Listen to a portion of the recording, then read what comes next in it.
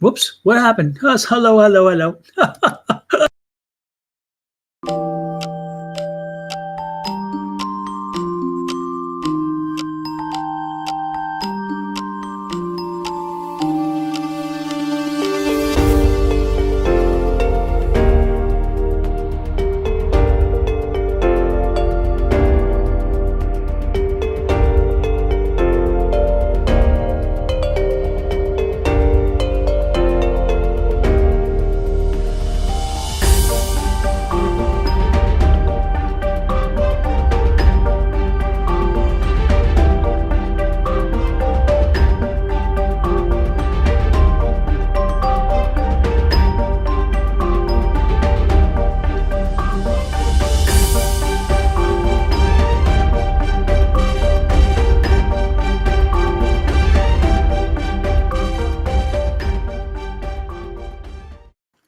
Hello, hello, hello. Hi, how are you? Good, and yourself? I am hanging in there on a Wednesday, ready for it to be Friday every week.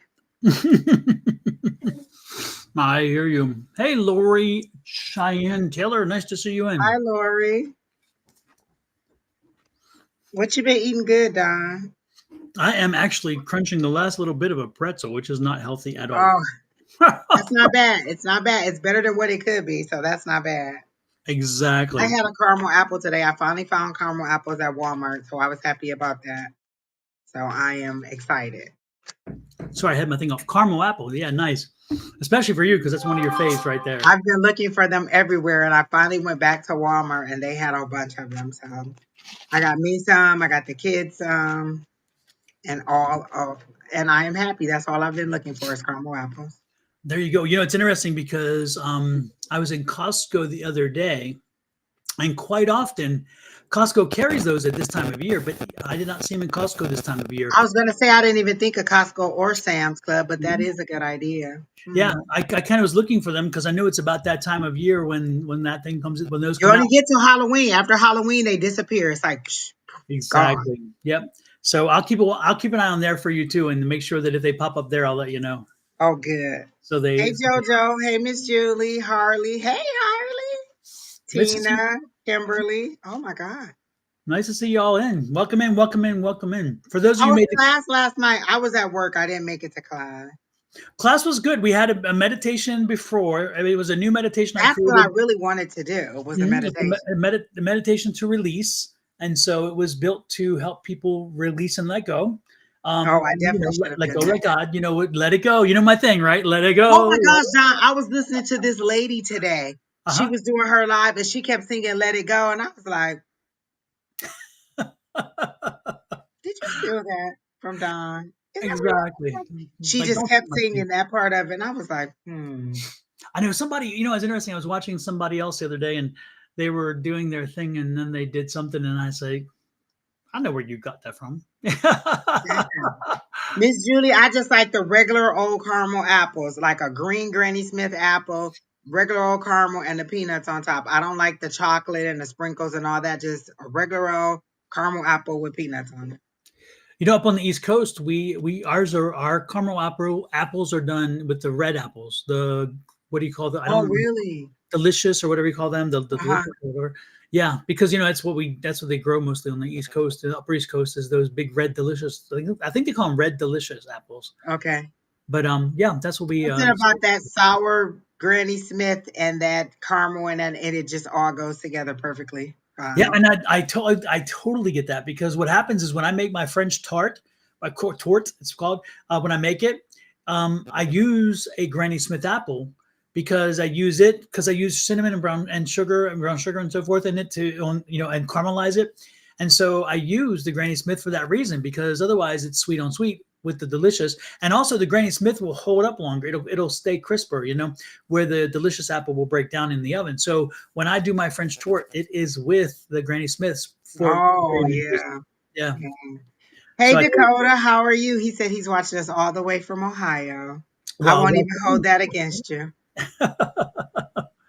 welcome in Ohio. Hopefully you guys didn't get you've kind of gotten over what little bit you got hit with the hurricane. I know that it come up somewhat through some of the East Coast, but I don't know if Ohio is further in enough so where you didn't feel any impact or not from the first one, but I know the second one's getting ready to hit pretty hard too. And I reached out to Shauna today to see, or yesterday and then today, to see how she's doing, and they're gonna shelter in place. They're gonna see. My brother evacuated. They were gonna go to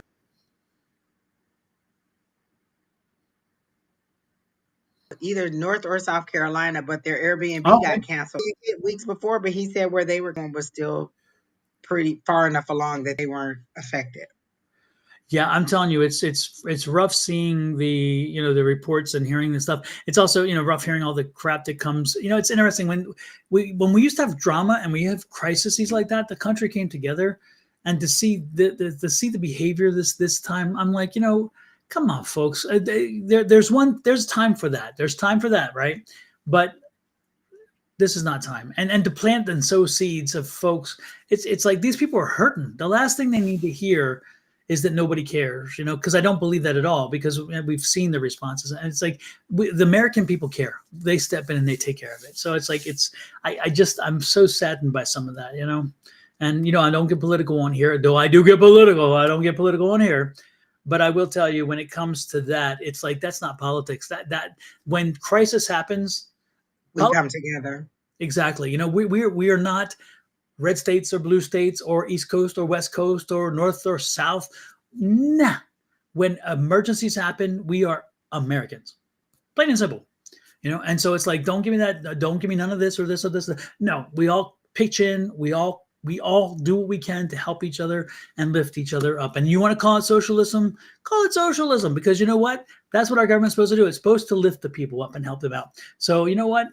Write the check, be the socialist, because guess what? These people are hurting, and I'm glad they are. I mean, they're getting in there. They're helping get power back on. This devastation has been something greater than anyone had seen. And that's because, like in North Carolina specifically, where the regions are usually flat and the water comes in and then flows out quickly, in North Carolina, you're looking at the mountains and you're looking at valleys. And so the water, and then it trickles down. Exactly. Yeah. So it traps and then it floods more because it only has places to go to, and it takes longer to go away, to subside. And so, this is it is a different terrain, a different situation. And so, I know you too. I'm speaking for Angie when I say this to everybody. We send our most strong support energy to you guys and our love and light. And we will pray and pray and pray. And we will send, healing energy to those who need healing. For those who are hurting because they've lost loved ones, we can't, I can tell you I've lost loved ones, so I know what it feels like. But I can't tell you what you're feeling like right now. Exactly. I just know what you're going through to a degree, and know that it is not a wonderful time. We know that it has got to be traumatizing, but that's why I can't. That's another reason I just can't live in those. Like, it's wonderful to live on the water and by the beach, and I can't deal with that every year. Yeah, and it's interesting. We fuss about the heat here, but guess what? I'll take the heat, because I tell them all the time, over that snow, over that rain, over that flooding, over them hurricanes, and the earthquakes. I would take that 115. All those we broke every record you could possibly break this year, Don. They said we're 16 days breaking a record for the highest temp every day. So exactly. I'll deal with it. Hi, Brolic. Exactly. And I tell you what, it's the, even when we hit our monsoons, and even when we hit our haboobs, I'll take an hour or two of a haboob, I'll take that, because guess what? It hits, it comes, it goes, bye-bye, and the first haboob I was in, I couldn't even believe it. Like, I was like watching that wall, because it was behind us. We were coming from Casa Grande up to Phoenix. Yeah. And to watch it travel behind us and eventually overtake us. Yes. And pass us, I just couldn't believe what I was seeing. Well, and it's like a movie. Folks, if you haven't seen it, what we're talking about when we say haboob is like a wall of sand. Yeah. And it's coming, and it just moves, a massive wall, hundreds and hundreds of feet tall. So you can't escape it. You can't get around it on either side. It's just this massive wall. It's kind of like that movie in Egypt. I forget what movie it was, but you see the thing coming, and you just have to sit and say, okay. And the high winds are going to be there, but you don't feel. And the funny part is, you see it coming. It's not loud. You don't hear, It's not, yeah, Overtakes you, and you just exactly. like, And there's no winds initially. So the winds are calm. Everything is just peaceful. And you're like, oh, isn't that yeah. interesting? And Miss Julie said miles wide. It is a lot of it, and Yeah. the the first couple times, it's just amazing to see a wall of sand and grit just travel. Yep. And then when it gets over you, it comes right as finally as it gets close, you start hearing it. And then you start hearing thunder and all that stuff. And sometimes you get rain. Sometimes with those haboobs, you don't get nothing. You get no rain. You just get sand falling.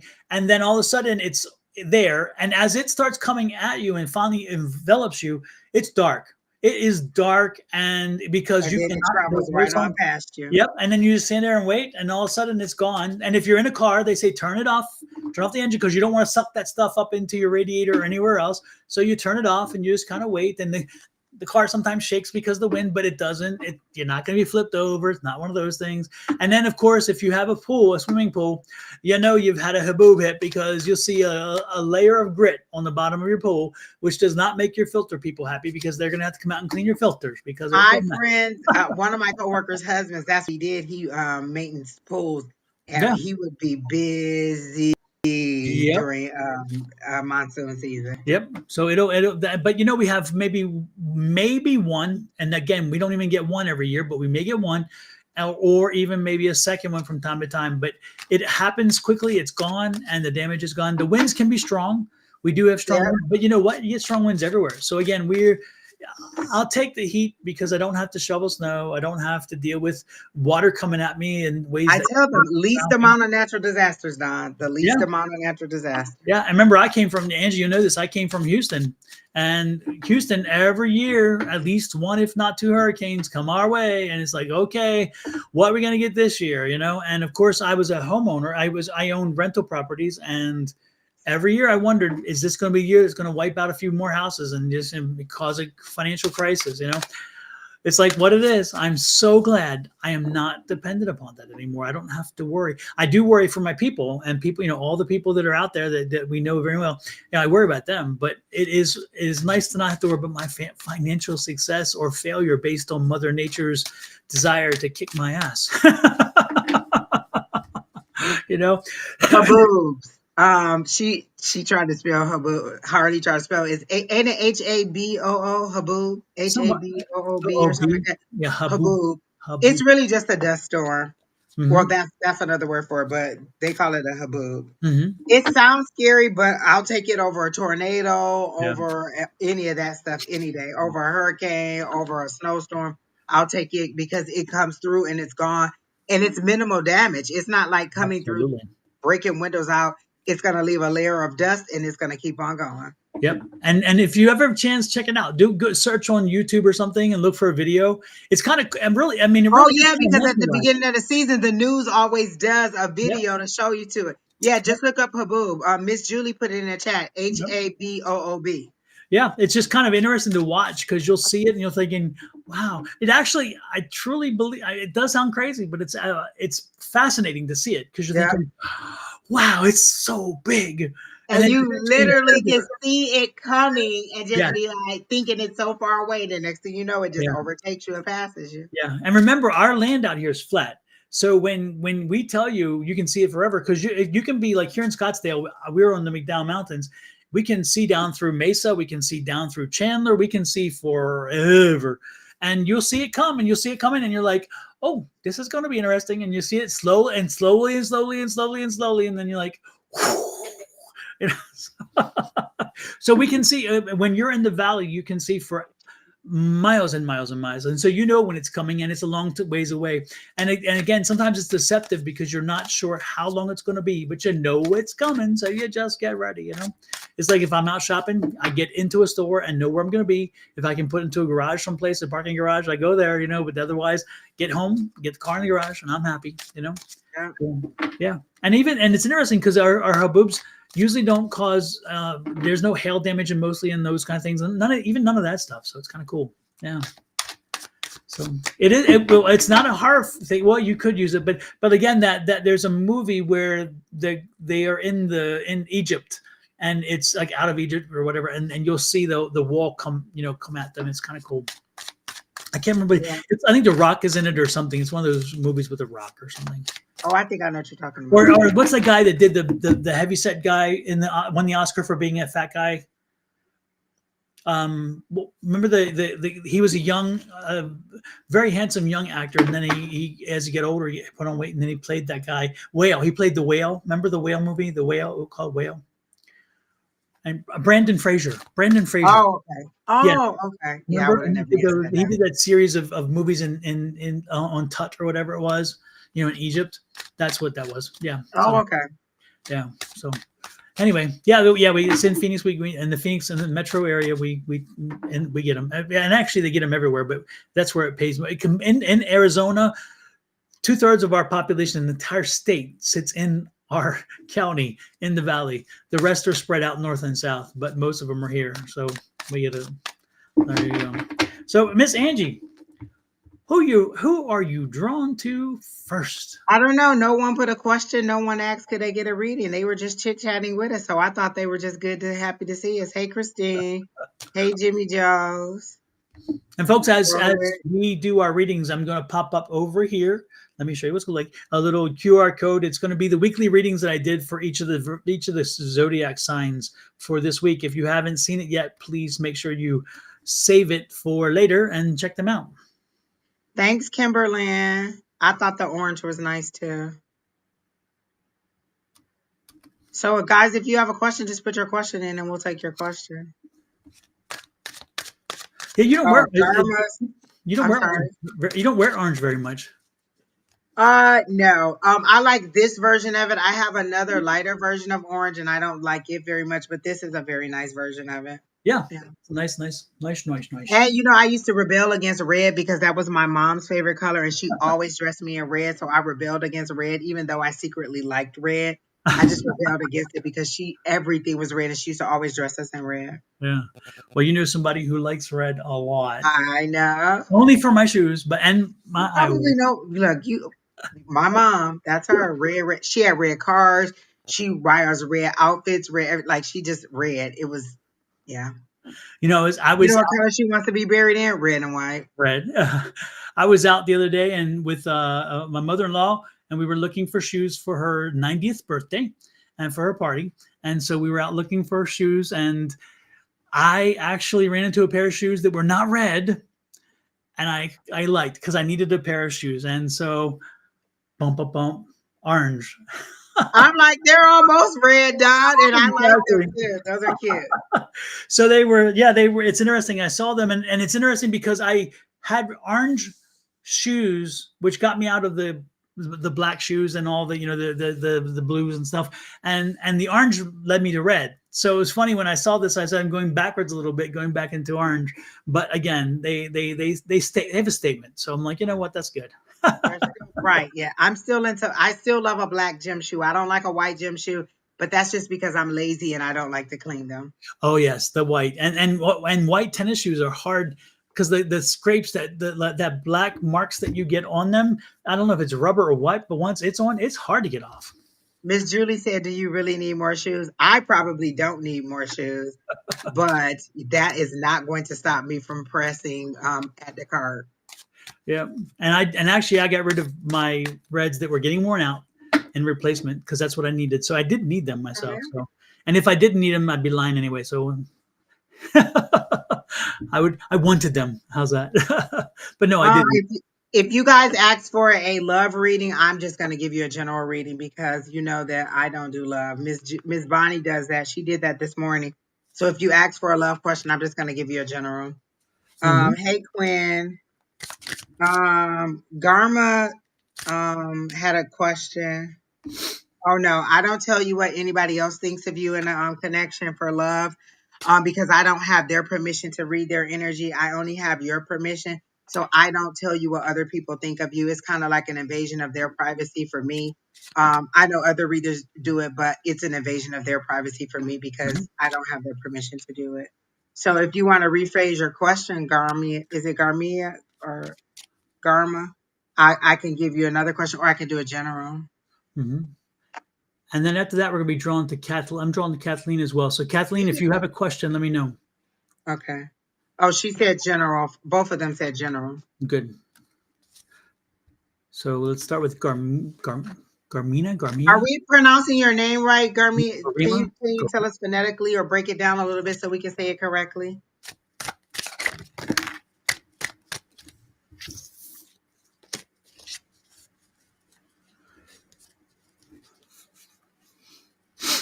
Do, do, do. Okay, so she wants a general. Let's see what we have for her.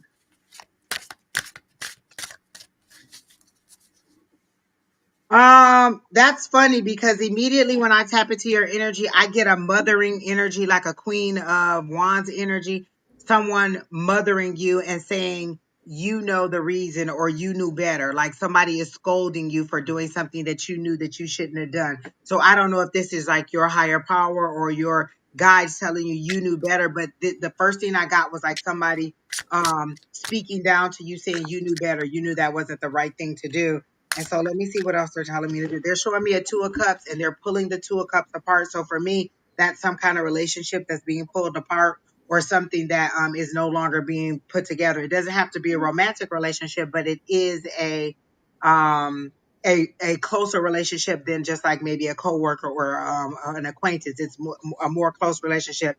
And so they're showing me the Two of Cups, but the Two of Cups are being pulled apart and one person is trying to grab the other person and hold on to them and they're saying you knew better, and they're showing me like all these different like stop signs, yield signs, don't go, wrong turn. They're showing me all these signs, and so to me that's them saying we showed you this sign, we showed you this sign, we showed you this sign, and you're not listening. And so they're telling you that it's a no-go. So this may be the relationship question that you asked about anyway, but they're just telling me no. That's how it's being presented to me. So I don't know if that resonates with you, but that's how they're giving it to me. Like two people being pulled apart. You're being chastised by your higher power saying you knew better, and they've showed you all the signs to show you why it wasn't good. Like again, they just keep showing me a stop sign, wrong way, no left turn, stop, don't go, like all and yield, all these signs that they're telling you not to do something, and you're still proceeding through. It's like you're pushing each sign down, but instead of pushing them down, you're being hit upside the head with each sign as you continue to move forward. So that's what I got. Super, super, super, super, super.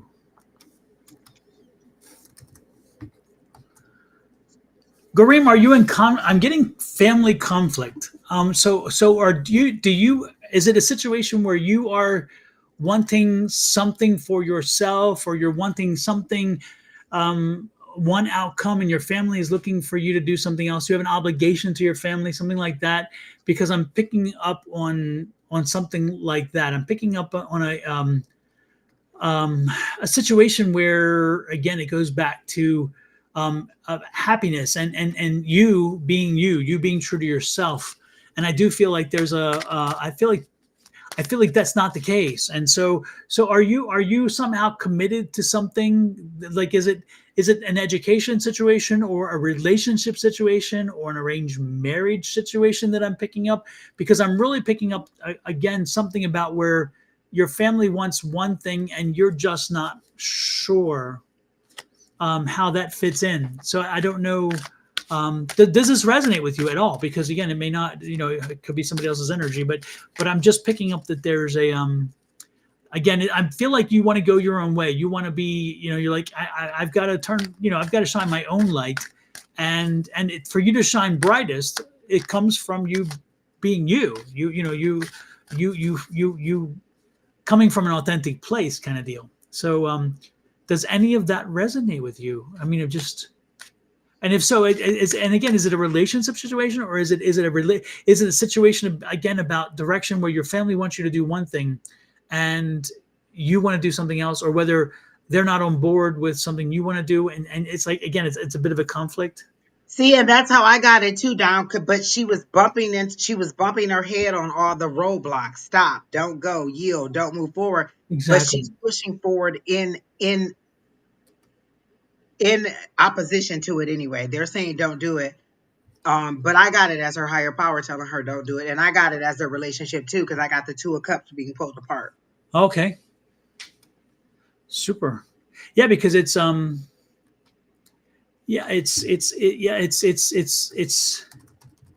Oh, she said she normally does her own thing. Her mom and family aren't happy about it because she's more traditional, because they're more traditional. more traditional. Yeah, exactly. So, but and you but and as much as you might want to consider them, and Lord knows you should, don't get me wrong, but at the same time, again, you do have to be true to yourself, because if you're living your life for someone else, I assure you that, and this is the conflict again, it's an internal conflict with you, is that you want to be a good daughter, and you are a good daughter, but in your mind you feel like, I can't be a good daughter if I'm always wanting to do my own thing.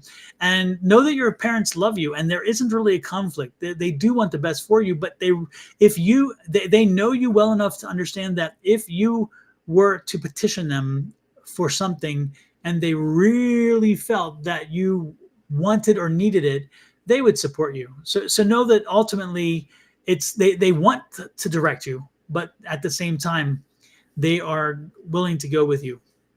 So know that. Okay. That's what I'm getting. So in other words, be yourself. Be yourself. Be true. Be honest. And ultimately, they will fall. They'll be fine. They'll fall in, and they'll fall in line. They're good. Okay. Yeah, and I get that you get a lot of options. You're just, I don't know. You're not heeding the warnings. You're going your own way, but in lieu of your best interest sometimes is how they're showing it to me. And so mine may be more relationships and Don may be picking more on a family conflict, because as soon as you said conflict, the five of wands popped out. So I do get maybe she's got a little bit of both, but that's because she's kind of maybe trying to push her own way. Like, I want to be me, I want to be me, and some of the I want to be me isn't in your own best interest. Right. Yeah. Well, just the most important thing is just continue to be you, and I assure you, again, things will fall into place, and they're good with that. So just She continue said to. she's lonely and not supported at times. Well, I mean, if your family doesn't support you in what you do, you can always find a community of people who support you what I do. Everybody in my family doesn't go along with me doing readings and tarot and stuff, so we just don't discuss that parts of my life, or I just don't. It's not that I'm blocking them or not associating with them, but I'm not going to go where it's something that you don't believe in or that you don't want to hear about. So those are just people maybe I don't associate with. And so I found a community of people who are supportive of what I do and who believe in the same things I do. And we communicate with each other. So you can build your family outside of your family too. You can have your general blood relatives, but you can also build a community of people who share in the same interests that you do. So feeling lonely, get out and try to meet new people, get out and try to do new things, get out and try to find different ways. People all the time ask me, like, you work a lot, Angie. I enjoy some of the people I work with at my other job. And it's just another place where my mind is clear. I'm not really, having to be too analytical. My main job is very analytical, where I'm always having to, try to figure out a solution to a problem. Here, it's very repetitious. And so I get a clearer mind. I get more openness to my guides and I get more clarity of information. So that's why I get out, but I also get to socialize and meet a lot of people. So yes, I'm working, but I'm also socializing. So just getting out may help you with some of that loneliness and finding another community of people. You're always welcome to come to class on Tuesday nights if you're interested in developing your skills or learning about it. But we have two class on Tuesday night, 6 p.m. Mountain Standard Time. So you can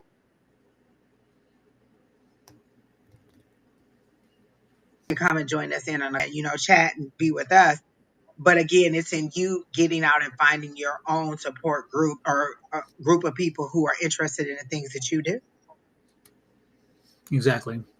Exactly. Well, hopefully it helps you, young lady. Again, just own your power, be in your power, and speak truth. And the reality is your family is going to support you. So know that you are loved. That's the important thing. Okay. And if she says she's thinking about moving to New York and LA. Those are two very extreme sides of the country. Also, two very expensive places to live. So when you're thinking about these things, think about your cost of living. Think about how you're going to make money. Think about your expenses. Think about all those things. You're saying you're being called, but are you being called because that's what you're really being called to, or you just heard about the glitz and glamour of it and came there, and that's where you want to go? Do your research on where you want to go. I do see travel in your future because I see the world card and and that's usually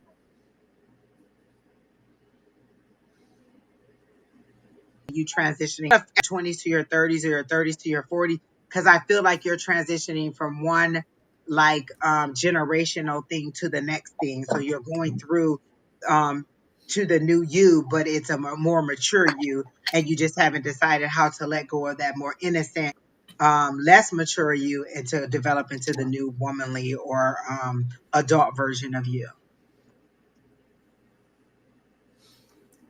Okay.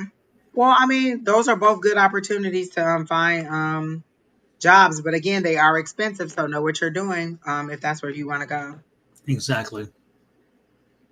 All right. The next person I think you said was Kathleen Dunn. Uh huh. What was her question? Oh, she said general too. Kathleen. What was it? Kathleen? What? Let me pull. She was just up here. Let me go back here.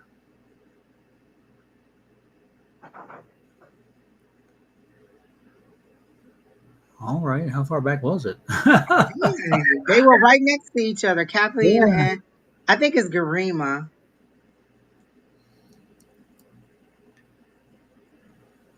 Oh, Cardillo. She's right under Yeah. Sonaria, and Sonaria asks for a general. For all Okay. of you asking how to be put on the list, you could just type your questions in there, and then if we're drawn to your energy, we'll go ahead and do your question. Exactly. Okay, Miss Kathleen, are you still here? Yeah. She says she's here. She just popped up and said she's here. I see you sitting, like they show me you like sitting in a desk environment, Miss Kathleen, and there's somebody over your back, like is either micromanaging or just really talking too much and taking your concentration off. So I don't know if this is your inner voice keeping you from getting your concentration, because let me walk through the vision that they're showing me. So you're sitting at a desk, you're supposed to be doing a task because you're supposed to be in this space by yourself, and there's somebody behind you just chirp, chirp, chirp, chirp, chirping. So I don't know if it's your inner voice or if it's negative self-talk or if it's a coworker, but somebody is distracting you and keeping you from doing your job, and you're trying to tune them out, but you're having a very hard time tuning them out. It's like you're trying to use music to tune them out. You're trying to think on other stuff. You're trying really hard to tune these people out. So I'm thinking maybe it may be negative talk or negative or gossip or things that people are saying about you or something. And it could be just your inner voice with negativity, but somebody is keeping you from doing what your task is or what your focus is and what you're trying to move forward on. I feel like you're trying to learn something new or make some progress forward, and something is chirping and keeping you from doing what you're doing. I just moved in with a friend and okay, she's driving you crazy. Okay. Because she's just chirp, chirp, chirp, chirp, chirp, and you're trying to drown her out in every kind of way, and you're trying to be nice about it. And it's like maybe this person has a lot of emotional issues because I see you offering them like a box of tissue, like, oh, here you go. But you're offering it with your back turned, like your head is this way, and you're offering the tissue that way, like, oh, here you go. I feel sorry for you, but I got to get back to your work. You're trying to concentrate it. You're just really feeling overwhelmed by the amount of intrusion that this person is having on your life, and the way they're breaking your concentration. They're showing me like a page of cups, and you just kind of maybe having to offer or have a conversation with them. One of the things I had to do with my daughter when I first got home from work, so she would get home from school before I did, and then when I got home from work, she would just go a mile a minute, blah blah blah blah blah blah, telling me everything that happened at school, everything she needed, blah blah blah. So I said, can you give me 15 minutes? So I would come in, I would go in my room, I would set all my bags down, I would just sit on the bed, and sometimes I would just lay back for 15 minutes to regroup, to unwind from the trap, the commute home, just from the workday, just from everything. And then I would get up, and then I would let her just tell me everything she needed to tell me about her day, what she needed, what her hopes, which whatever it was that she had. But I allowed her that space, but we had to have that conversation. Give me my few minutes to unwind, and then I'll give you your time, and then allow me to get back to what I'm doing. So you may just have to have that talk with your person and say, hey, can you give me a minute to do this, and then we can have our time, like maybe we can watch a TV show together, or maybe we can do something like that. Because is this a person that lived alone by themselves? I just feel like they just need some companionship, or they're just happy to have you around, and they just don't know that they're overwhelming you because they are pleased to have you there. And so they just don't know that they're overwhelming you a little bit. But I don't get any malice with it. I just get like they're a very needy person and you're just either empathetic like that or you're just in their line of doubt to you. But I don't get anything. Okay. But I don't get that they're really kind of mad, being vicious about it. They just seem to be enjoying having somebody to talk to. Are you saving money? Because they show me money, like they show me like if you have money, like if you're trying to reach a certain goal, like they show me amount going up and then it goes back down a little bit, then it goes up. So like maybe you're building, and then something happens and then you have to use some of it and you're building up again. So it's kind of like they're showing me money that you're trying to save for a specific purpose. But are you trying to go somewhere on a boat? Because they're showing me like a boat or a voyage. Are you trying to move somewhere near the water? Or are you traveling somewhere because they keep showing me a boat and you're trying to go relocate somewhere else? It seems to be a slow journey if for me if it's a boat, but it's an emotional thing. So is there an emotional tide that is pulling you to where you want to go or keeping you from going, but you are trying to save money? And they're saying just be a little bit more disciplined. And they show me you just kind of crossing things off like, okay, nope, no more of that, no more of that, no more of that, and just being a little bit more mindful of where your money is going. And then also maybe looking into like holiday employment or something that'll bring in a little bit more cash for you if possible, so you can save a little bit faster. But you are being motivated by your uncomfortability in this situation. And sometimes your higher power has to make you uncomfortable in order to make you move. So your uncomfortability is making you kind of want to reach your goals a little bit more.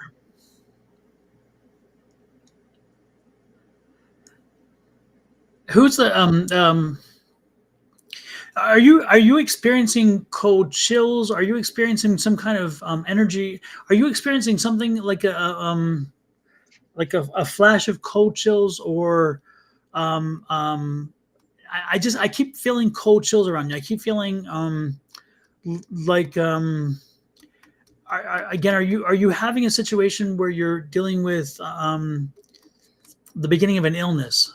Okay, something like that. Are you have you been ill? Are you again? I'm picking up this like an illness, and I'm feeling the beginning of an illness. I'm feeling like a beginning of a like a virus or a cold or something.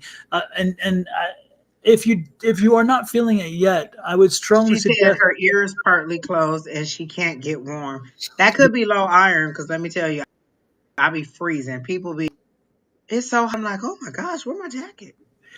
Yeah, I was picking up that, and so I would make sure I'm getting hydrated. I would make sure I would get enough hydration and get some water in you. Make sure you're getting water in you. Make sure you're eating properly. Make sure you're getting proteins as well as your veggies. But proteins are equally as important. A lot of people think that it's interesting how we kind of I don't know. Anyway, the point is just make sure that you're taking care of yourself because, again, you don't want this to be worse than it is. You can get through this. This can be gone quickly, but don't let it. And I was given that information to ensure that you're on top of it. That's the point. Okay, so just make sure that you're on top of it. Don, Um, I have to say that the moringa is really like I'm really enjoying it. I went and got another bottle of it mhm. because I remember like it used to give me good energy and stuff like that.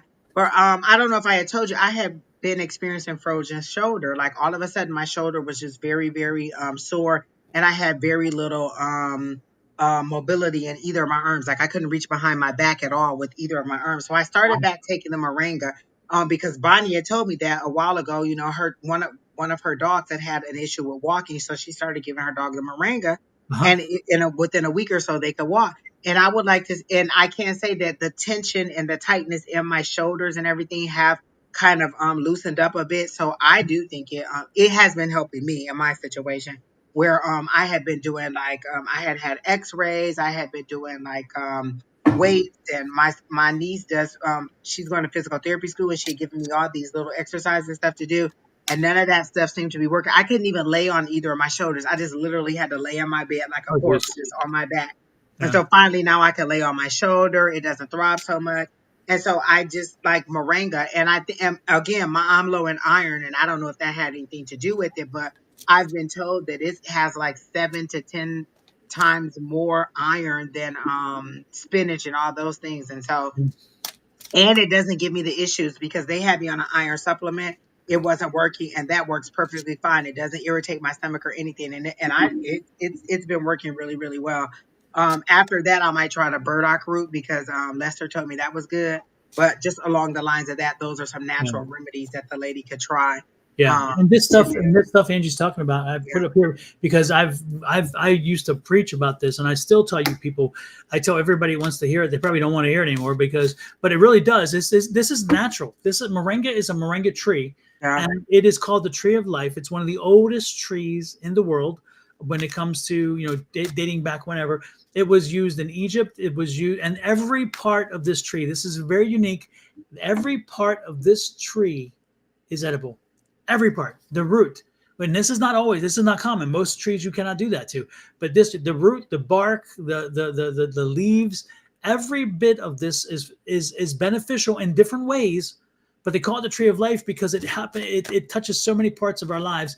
And when you take this, usually what this kind of pill is the leaves are dried and then crumbled and then put into tablets, and yeah. so it helps for energy and it boosts energy. And I And always get the one that's 100%. Like, look, oh you yeah, can see the label on at least I know on Amazon you can see the label and it'll tell you what other ingredients in there, and right, I get only that. So it's right. usually just the moringa and then like the vegetarian the vegan capsule is the Hmm. only two ingredients that I see in there. I don't get anything else, and it works perfectly fine. Yep. And again, Yep. I do love it. It gives me energy. Yep. I feel more alert. Again, it's helping with the mobility of my arms and things like that. So, and the range of motion. So, you might want to try it.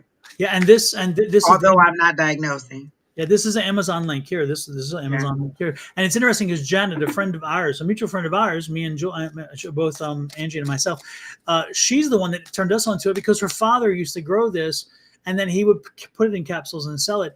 And so she would often like, hey, she'd bring it to us for a class for free, and she's like, here, take these, because she knew I loved it and it worked so wonderfully. But she's the one that told me about it initially because I told her I'm just tired Yeah. and I'm listless. And she's like, I've got the answer. And she brought these, and heck yeah. And you can get the powder, you can get the leaves, you can get it all on Amazon, but make sure it's 100% just that and not a whole bunch of preservatives. I always try to Exactly. get 100%. And again, it has helped me. Like, I felt their effects in like a week or so. Like, Yep. it really does help me out. And again, the range of motion in my arms is getting better and better. Like, I couldn't even reach behind my back at all with my right arm, and now I am able to kind of get mid back. So it is helping a lot. And it could just be like the iron and all the other supplements in there that I need. But and then I don't know if any of you knew about Dr. Sebi or Sabi.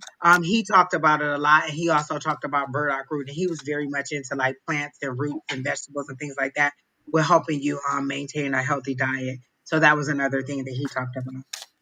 Super, super. So who are you next drawn to, Angie? There was somebody else who asked, Brolic asked for a general, I do believe. And then there Okay. was one other person who I know we've seen before, but they kept saying, how do I get on the list? And it was, Dre 00723. How may I be included on the list? I told them to put their question in, but I don't see a question. Mhm. So you want to start with Brolic? Yeah, that's fine. And Okay. then put your question in there, Dre 007, and you'll be after Brolic.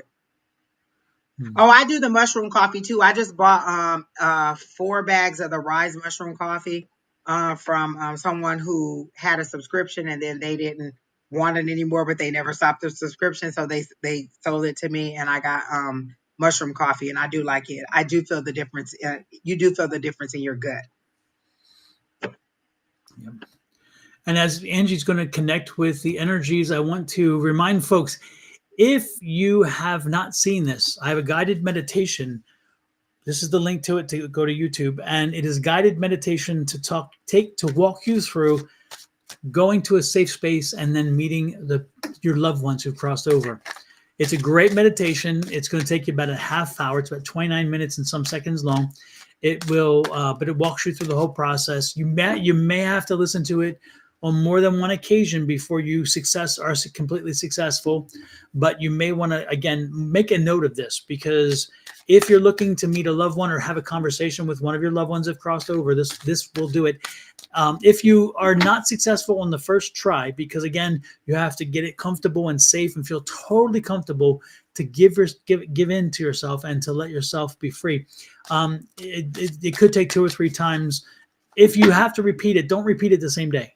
Wait a day or two more and then repeat it. And don't be again. And then once you start doing this and And you are don't successful, do it again.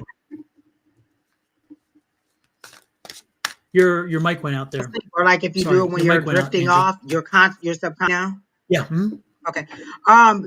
Don't be like if you do it just before you go to sleep. Don't. It's okay if you fall asleep because subconsciously you're still doing it. So until you get used to being awake and doing it, just it gives you that level of calmness where you can fall asleep. Yeah. And I'm actually I take it as a compliment when somebody says they fell asleep on my meditation.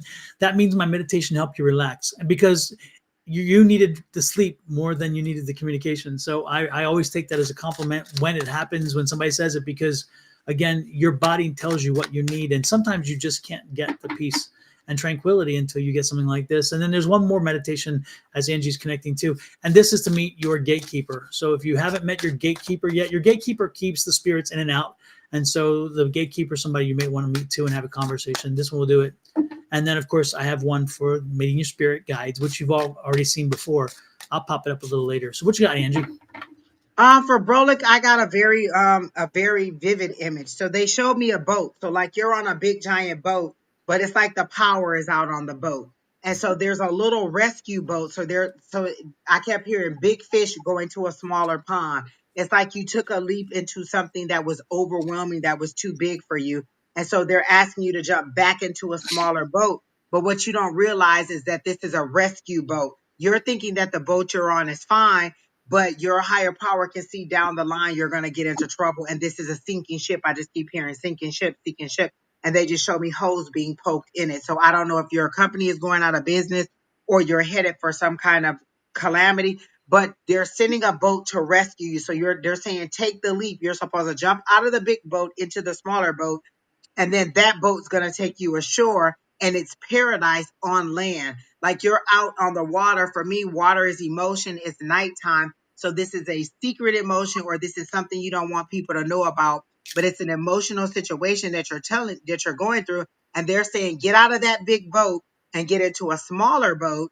And then once you do that, we'll take you to paradise. We'll take you to where you're trying to go, but we know a better route. So you jumped into something that was a little bit overwhelming for you, or you're on a sinking ship, you're on a big boat, or you're working with a big company or something where they're headed for a downfall. Your guides are trying to move you to someplace else, but you see it as a step down or a step back, and you're trying to go forward, and they're saying no, it's a reroute. Get off of this vessel onto this vessel, which is safer, and I'll take you to where you're trying to be. You need a redirection, you need a regroup, and you need a rescue. You've called out for your rescue, and your rescue is coming. You just need to go this way. And it's like you're stretching your money, you're stretching your dollars to the point where you don't have to. And they're like, you're trying to hold on to this one little, and they're just showing me the dollar symbol, and you're stretching it so thin that it's almost gone and it's almost nothing. But if you go over here, there's ripe for the picking. There's all kinds of dollars, all kinds of money that is available for you to pick.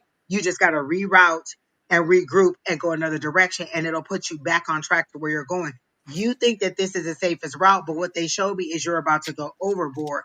And if you just go to the right, you'll go on land, and it'll be an easier, less emotional journey. You'll be more logical. It'll be more action. It'll be more what you want, because they keep saying paradise, paradise. So it'll be the direction that you're trying to go, but in a safer route is how they're showing it to me. Oh, Now, before a merger. So they're saying go, leave. Like it's too big. So maybe the merger made them way too big, and they're bigger than they should be. And they're saying, we're sending somebody to rescue you. So start looking for another company, or start looking for another opportunity that should be presenting itself soon, because they're showing me the Page of Wands. So for me, that's, creativity, that's passion, that's discovery, that's you looking for something else and getting information. and then it'll put you back on track to where you want to go. I just felt like you kind of got sidetracked on where you are right now. So that's what I got. Super. I'm feeling like you're. I'm feeling that you're overwhelmed. I guess that's the feeling I was getting, is overwhelmed. And so, is the overwhelmed because you are faced with lots of choices, or you think you're faced with choices, or are you overwhelmed because it's an emotional time and you're just not emotionally equipped for this? Because again, I just feel like there's an emotion situation here, and again, it's the overwhelming part that concerns me. You're capable of doing whatever it is you want to do, whatever you can do. So what I would suggest to you is I would not pay attention. I first of all, de-escalate. You need to figure out a way to de-escalate. Doing a guided meditation is a great way to do it. Find something that gets you out of your head, because you're too much in your head, and that's not really healthy for you. So you need to get out of your head. You need to get into life. You need to get into something. You need to find a way to ground yourself, because again, you're carrying a lot of energy around with you. You're not dumping, and that energy needs to be dumped, because if it doesn't, it just eats away at you. So make sure that you are, again, finding a way to ground yourself. To ground yourself, make sure that it's not just you walking on your floor in your house without your shoes. That's not grounding.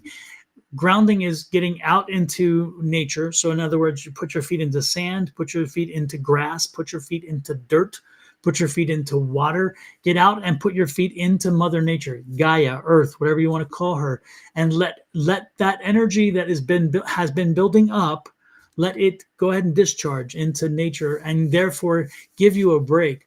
The next thing you need to do is you need to learn to control your mind, because I also believe, bro, like, that your mind controls you more than you control it. And some of that is done by impulse, and some of that is done by fear, and because you're afraid to surrender. So what I would strongly suggest to you is consider doing the tapered candle exercise. And I have a video on it. If you go to YouTube, you'll find the video on it. But quite simply, it's this: quickly light a candle, stare at the candle, flame for 5 minutes for 7 straight days in a dark space, and make sure that you think of nothing else but the candle's flame. That's it. And it teaches you to learn how to control your mind. So if you were to control your mind, you were to ground yourself and let the energy go, and you were to therefore get focused, you'd be surprised at how a lot of this will pass. Because again, I just feel like you're just not equipped to handle all the emotional stuff coming at you. And mean, I believe you are equipped. I believe that you're just not prepared to let it go, because again, your mind can't do your mind is your enemy right now. It is not allowing you to take care of the things it needs to, and instead it's just running amok with other things. You know, if I were to give a card for you right now, my card that I would see is the 7 of Cups, which is a focus card, because I just think your mind is all over the place. And again, it's just because it's working too hard and too much. So get out and ground yourself. Find yourself a way to distract yourself and let your mind be free, and enjoy life just for a little while. You need it. You need it a lot. But get ready to move on. Like, Yeah. start your journey on moving on. Oh yeah. Yeah. And I think that's part of it, is the fear of moving on. The fear of the unknown is what's scarier to them. And I think it's part of the problem, actually, is the Yeah. fear of it. And the reality And is, if he move, that's the emotion in it, because they showed me he was on the water. But if you just get back into this other rescue boat, and they keep making me let you know it's a smaller boat, but it's a rescue boat. So maybe you're stepping down from a larger company to a smaller, more personalized or independent company. And then you're thinking that it's going to be less advantageous for you, but it turns out to be better, because it puts you back on the road to where you want to be. exactly. Yep. And that definitely happened to me. Like, I went from the University of Phoenix to like a local hospital network, and then from there to like, I think maybe one of the city jobs, and then onto where I am now. So it was a long route to get to where I am, but I do like this job better than the ones that I had before. Mm-hmm.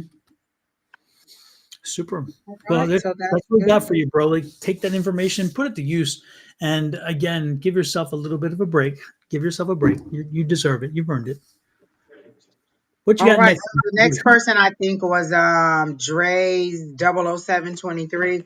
And Mhm. Dre said I think it's she, or he moved, just left their toxic job, and they're wanting to know what's next for them. Immediately while I was trying to get into your energy, Dre, is it Drea? Yes, I left my toxic job and they want to know what's next. They just put their comment at the top. Oh, there you go. I got okay. So you said you left your job. They showed me, okay, so they showed me like a flying, like a whole bunch of flying discs, like a flying saucer. And you waited, like this opportunity came around, but it came around so quickly you weren't ready for it, so you couldn't jump onto that disc to get away, to get to where you needed to be. But they're showing me that another opportunity is coming around and it'll be slower, and you have to be ready to move on and be ready to take this opportunity for you. It seems to be something new. Are you completely leaving the career that you were in, or looking for something totally different than what you were doing? Because they're making it seem like, oh, you were on this one and it was this color, and now we're putting you on this one, which is a different color. So for me, that's a whole different field of study that you're going to. But this one is pulsating, it's blinking, it's red for power. Because for me, that means, hey, pay attention, pay attention, pay attention. And they want you to jump onto this one. And this is the one where you're supposed to be. So whatever the new career is that you want to do, it branches out into many different roads. So it's kind of like if you're going into the medical field, you could be a doctor, you could be a nurse, you could be a respiratory therapist, you could be like a front office person, you could be a back office person. There's so many different avenues that you can do. And so they're showing me that your next opportunity will give you even more opportunities, and you can kind of filter through and see what you like, but you have to be ready for this opportunity. And don't be afraid to do what you've done for so long. For the other job that you were doing, I keep seeing 15. Was it 15 months or 15 years, or what is it? 15 is something that you've been doing for quite a while and you're kind of used to doing it. And they're saying now it's time to change. It's time to do what you really are interested in doing, not just something that pays the bills. So whatever you were doing before doesn't seem like it was something that you really enjoy, but it paid the bills. And what you're looking at now is something that will pay the bills and will provide you different opportunities where you can explore and be like, oh, I never even thought of doing this. I never even thought of doing that. There's just a lot of other things. And it'll give you more freedom, because they show me you kind of skateboarding. And skateboarding to me is like a leisurely opportunity. And it's kind of you in the sunshine, just kind of out hanging out with friends and having a good time. Are you somewhere that's 7 months? That's how long you were at your other job? What is the 15 then? They keep showing me 15. So I don't know what the 15 is. Um, is that how much more you want? But the number 15, is there something about 10-15? Do you have an interview coming up on October 15? Because now they're showing me 10-15. So that's how they're showing it to me. Maybe you have an interview that'll be coming up, and I see it for 10-15 now, because they were just showing me 15. Now they're showing me 10-15. Hey, Miss Shauna. So I hope that that is what maybe you're applying. So maybe 10-15 is when you'll have the interview. And they do show me you kind of like in business attire and being a little bit nervous, but they're saying just go ahead. You'll learn a lot, you'll enjoy what you're doing, and you'll meet a lot of people. Are you trying to get a new circle of friends, or like a professional group of friends? Like, I feel like you're, again, rising from one stage of maturity in your life to some other stage of maturity. Like you're going from your 20s to your 30s to your 40s. Like there's a pivotal change in in your growth into adulthood, and you're looking for a new group of friends to hang out with. And so this will provide you a more professional group of friends who also kind of drive you and give you something to strive for, because when you're no longer the smartest person or the most successful person in the room, you're trying to make it up to where the other person is. And so I feel like this will give you another group of people with better interests or different interests and something else to explore. And so it'll give you better opportunities. So for me, 2025 starts with a bang. There's like a big bang or a big explosion, but it's a good celebration. Like the firecrackers go, and it just ends up being a whole bunch of dollar signs, and the word money is showing for me. So the beginning of 2025 is going to be a great year for you financially, as far as if you're ready for the opportunities that come along. They're showing you have to be ready. Is your resume ready? Is your clothing ready? Like, are you ready for the next level of career focus that you're heading into or that you're desiring? So that's how they're showing it to me. Super, super, super. Did Shauna say she was okay? Is that what she said? Oh, I just want to let everyone know that we are safe. Great, Shauna. It's great to hear that. Thank you. good to hear that. Absolutely. We're talking about you earlier, actually. Let's see. If you work more, that breakup won't even be so heavy for you. Like you said, you're healing from a breakup, but the one thing you do is find other things to focus on instead of the breakup. Like I understand that you're going through it, but find other things to dwell on aside from the breakup, so you don't go back to that situation. Exactly.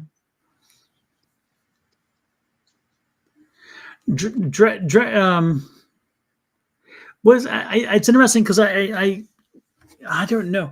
I feel like you kind of knew it was coming, but you didn't.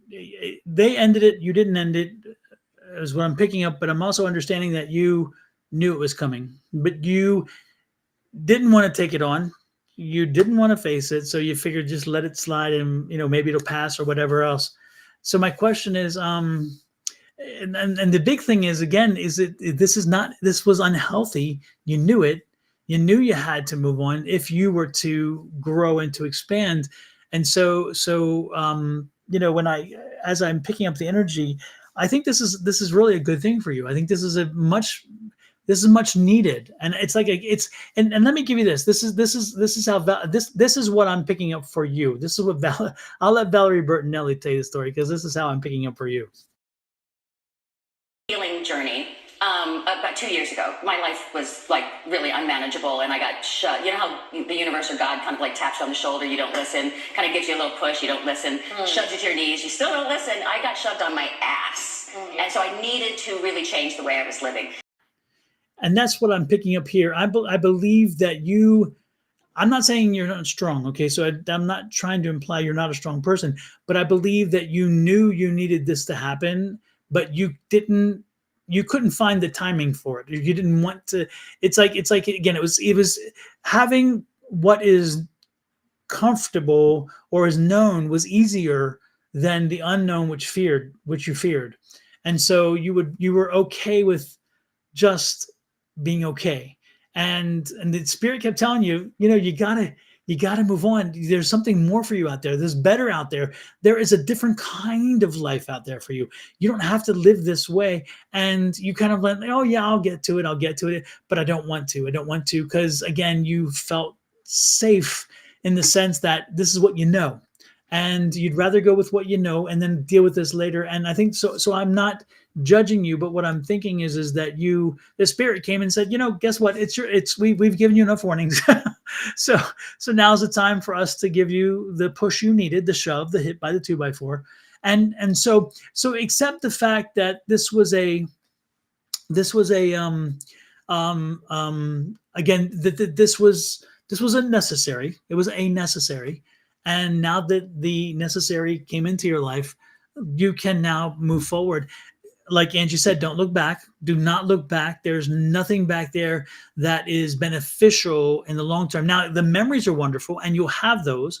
You have the experiences, but don't go backwards. Don't go backwards. Okay. You have to keep moving forward. And more importantly, know that everything that came to you was a lesson and part of the growth. And so take it as a lesson and appreciate it. Don't regret, but at the same time, don't also idealize it and make it much better than it really was. Because if you're not careful, that's the energy I'm picking up too, is that you'll go to a point where you're like, oh well, if he ever wants to come back, I guess it really wasn't as bad as this or whatever. No, it was. And so let it go. Let it go. There you go. Let it go. Let it go. Exactly, Don. Exactly. Yes, and just know that this was yet another door to close, and when one door closes, another one opens, and know that what's in front of you is going to be far better for you. I promise. I really do. I sense everything in my fiber, every fiber in my being tells me that what's in front of you is far better than what was behind you. Okay. Um, Dre keeps saying, I'll find another job. 1015 is a very significant thing. Also, tomorrow is a 1010 portal. So set your intentions for what you want. Tomorrow is the 1010 portal. There's probably meditations online. There's probably all kinds of people doing kind of like activations and stuff. Tomorrow is the 1010 portals. Decide what you want to pull out of that portal for your own benefit, for your own manifestation. But I feel like 1015, you'll have a good job, or you'll have an interview. So mark that 1010 and then come back next Wednesday and let us know if it actually worked out that way. Because 1015, I think, I don't know what day that is. Let me look. 10:15 is that like a Tuesday? 10:15 is Tuesday. So when we come back on the 16th on a Wednesday, come and tell us that you had an interview, because I do feel like that's what that 15 is, and that's what they're showing me. And it'll be a good opportunity. Again, go in knowing what you want, how much money you want to make, what hours you want to make, what you want your schedule to look like. Do you want to work as a part of a team? Do you want to work solo on a project? Know what you want and go in with that. Don't be too rigid where you're not flexible, but at least know your baseline as to what you want and what you're looking for. Like if they were to tell me, hey, Angie, we want you to manage this team. No, I don't want to manage a team, but I am okay managing a process, like a project. Oh, we got to get this done. Boom, boom, boom. I will manage the steps in the process or the project, but I don't want to manage people because I don't want to deal with your emotional. Oh, I can't make it. I got a flat tire. My kid's sick. My blah, blah, blah. And all those things are important. I just don't want to be the person that has to navigate them for you. Exactly. And then so Alexa Ann is in here, and so is Lori Nicole that we dealt with last week. And so I'm getting two images that are fighting me, so I have to get both of them out really quick. For Nicole, as soon as you came in and said, hey guys, or love you guys, I got a big heart space or a big pumping of like a big emotional surge in my chest. And it was kind of like you got good news. So did you get good news in your court case, or are you moving in the direction of good news? Because I felt like you got something that warmed your heart and kind of brought you to tears, or something good happened to you this week. That's what I got for Nicole. And then for Alexa Ann, they showed me you have on like mud, like I heard you're getting out of the mud and ruck, and you're spraying off your mud off your shoes. So whatever calamity or whatever tough situation you're in, you're kind of rinsing off your boots, you're taking off your rain gear, which is all of like your battle gear, or your protective gear. You're taking that off and you're ready to move a little bit lighter and stronger. And I see the sun shining down on you and you facing the ray of the sun. So for me, that's sunflowers. Sunflowers always face the sun. So what I'm getting is that you're moving in the right direction. Like you finally have made some kind of headway on whatever your calamity was or whatever situation. I think you're the one who had the fire, but I did see that you were like rinsing off your boot. Okay, you got good news too, Alexa Ann. Okay, cool. Oh, you made a man. Well, you told us about Cayenne last week, Nicole, and you told us that was your attorney, not that he was like, if I'm not mistaken, wasn't Cayenne the attorney, not the lover?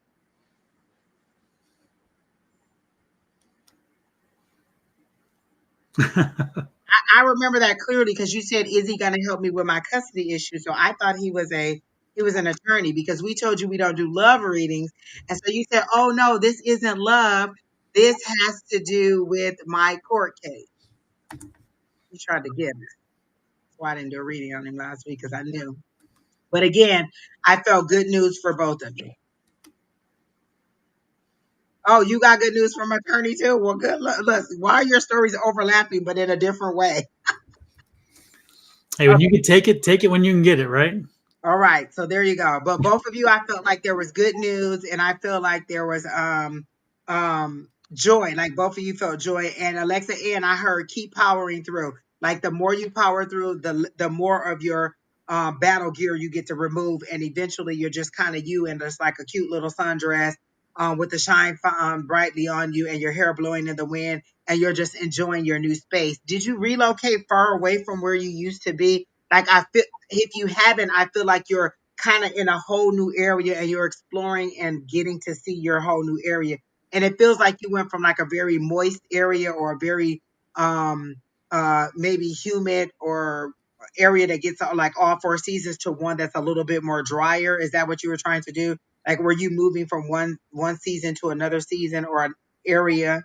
So I see that you're moving, and it's going to be a good move for you. It's going to be productive. Are you looking at, do you have a dog, or are you trying to get a dog? Because I see a little dog that you're kind of walking, you're eating like an ice cream cone, and you're walking with your dog, and you're just having an all new life. Like all this is brand new, loving everything that you're seeing. You're kind of like in like a cityscape area, like maybe in the dog park area or in a skateboard area, but you're just exploring everything and loving everything that you're seeing. The love readings are Wednesday mornings. That's when Miss Miss Bonnie Bonnie. is on doing love reading. She was on this morning. I think they were on at like 8 o'clock or 9 o'clock this morning.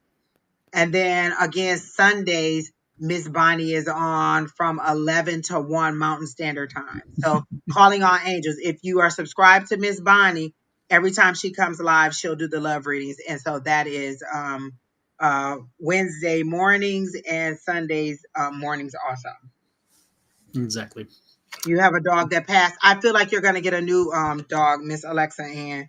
I see the dog. I see you enjoying it. Just a little cute brown furry little dog. If that's not what the dog that just passed, but it's just a little bitty like hen, like not a bit like a lap dog, um, sitting in your lap or following you around, trying to eat your ice cream. There's something about ice cream and you and the dog. But again, exploring your area and loving the new season for you. And then Nicole, again, good news coming. I feel like in your court issue, like, because I got that big, but that heart space could be you opening up to this new person too. But I got a big rush of energy in my heart space. So for both of you, good news. And I hope you both come back and tell me that you get good news. Yes, that would be nice.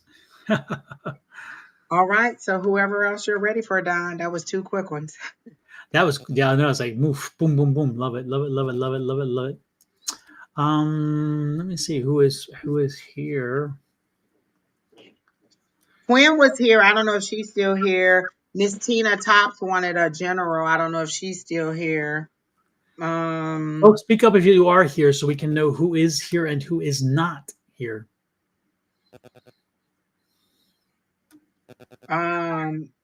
The consultant.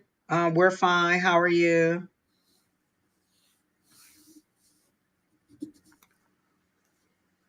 We can do Oh, Tina. Tina. Tina, did Oh, you want? Lori is here too. So it's Lori and Tina. Let us know if you want general or specific. And Christina's here too. Oh gosh, not everybody's saying hi. Initially Tina said general. That was her. I remember that was her first thing that she said. And Jimmy Johns. Is it Jimmy Josh? That says general also. So which one was first again? We were saying Tina was the first person that I remember right? that she said general. So then, Okay. and then Lori has been asking for a minute too. Okay. All right, so Miss Tina.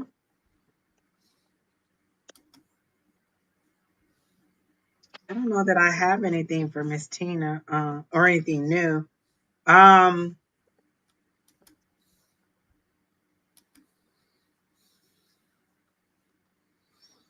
I'll try to get the cards. Let me see what I get from the cards.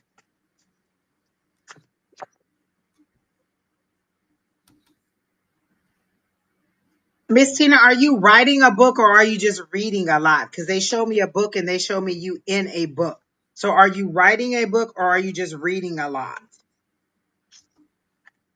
And I got the King of Swords. So whatever you're writing, like it seems to be procedurally or step by step something that you're doing because I got the King of Swords for you. And for me, the King of Swords is usually a logical person, somebody that's a thinker, somebody that's ambitious, somebody who is very good at making decisions. So is that what you're doing? Are you reading a book or are you trying to write a book or write a procedure?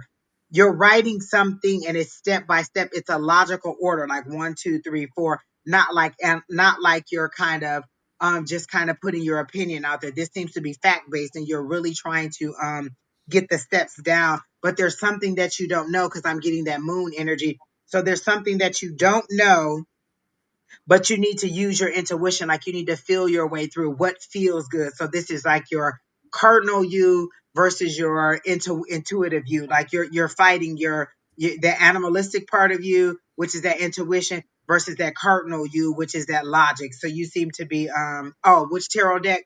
This is the oh my gosh, what is this deck called? It's the The lady from the craft made it. The black lady from the craft. It's called oh wait, I got the book right here. Haha. It's called True Heart Intuitive Tarot Deck. True Heart. This one. Yeah, that one right there. The one that Don has. It's the True Heart Intuitive Deck. Yep, that's the card that I'm using. Yes. Yes. Okay, so you're reading a lot and you're journaling. Are you trying to write something procedurally, or are you trying to draft something that you're going to give to somebody else to evaluate, or you're going to give to somebody else to use? Because you're either writing policy or procedures, or you're writing a book, but it's very logical what you're doing or what you're reading. This is not you just studying. You may be studying to get the information, but you're also doing it for something that you're going to produce to give to other people to read or to look at. So are you doing something for work or for school where you're procedurally being asked to do something that is maybe outside of your normal job duties, but it's a step up and moving you in the right direction? I see you drafting something. So that's good news for you in that situation. I feel like there's going to be a lot of family visiting, because I'm getting like doors opening and closing and people being at your doors for the holidays. So it seems like you're a big celebrate. You celebrate very big for the holidays. And so there's going to be lots of people visiting, coming in and coming out. But I feel like you're also preparing for another move. I don't know. I think you said you just moved or you want to move, but I feel like you're preparing for another move very soon. And they're showing me something about 2024. So that's now June of 2024. Were you looking at something in June of 2024? Where did you go and look, or what did you go and view in June of 2024? Because you really seem to like whatever it is that you saw, and they're saying you're going to get the opportunity to go there, but it was from June of 2024 that they're showing me. So whatever you saw or whatever you looked at, but it has to do with relocating and moving. Just be prepared to go ahead and make that move. I think the last time I talked to you, I got moving also. And if you're not doing something for work yet, then the opportunity is going to come where they're going to ask you maybe to like draft your procedures or draft your statement of work or whatever you do. But somebody's going to ask you to write something, and it's going to have to be step by step procedurally about what you do. So that's what I got from Miss Tina. Okay.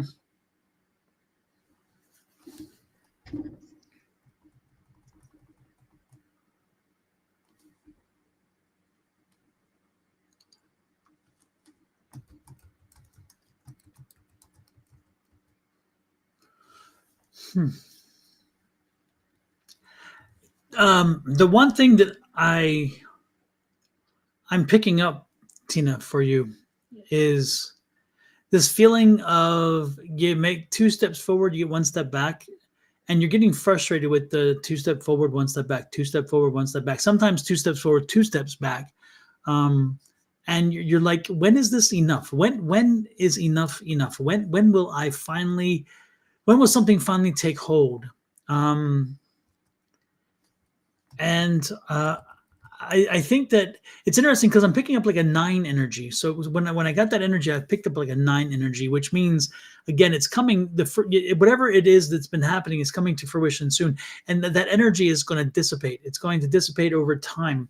I'm picking up like 2 to 3 months from now. So I think that by October, we're in October now. So I think by the first of the year, you're going to see a major change, a shift, which is interesting. I'm also asking you, and it's interesting because I don't know if it's your energy or whether, no, I think it's actually everybody's energy. Everybody be careful between the 14th and the 20th of October. I feel something major happening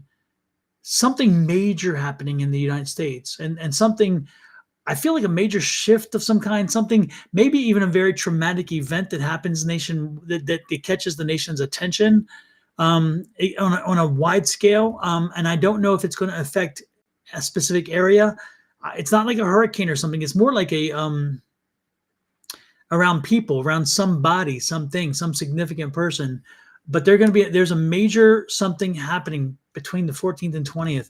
And so if I were you, I would probably be staying closer to home. I wouldn't be planning on doing something above and beyond the norm. I think I would be, and Tina, again, this is for you as well in that sense. I think that I would be looking at feathering my nest. I would be feathering my nest, getting comfortable, making sure I'm comfortable. But know that again, you have about 2 more months before a major shift that's going to clear things up. So unfortunately, for now, you're stuck and you're still kind of having to fight. But I wouldn't fight so much. I wouldn't. Again, it's not a resistance thing so much. It's just that, again, the feeling like as you push forward, you slip back a little bit. So it's not so much a fight. The fight is not the right word, I would say. I'm picking up more of a again, it's just a constant struggle, and the struggle will subside. The struggle will subside. That's what I'm picking up. So, again, the 14th to 20th, I'm getting I just got that. It's like a real big, vibrant, vigorous kind of image. I'm hoping it's, yeah, wow. Yeah. Wow, that's not good.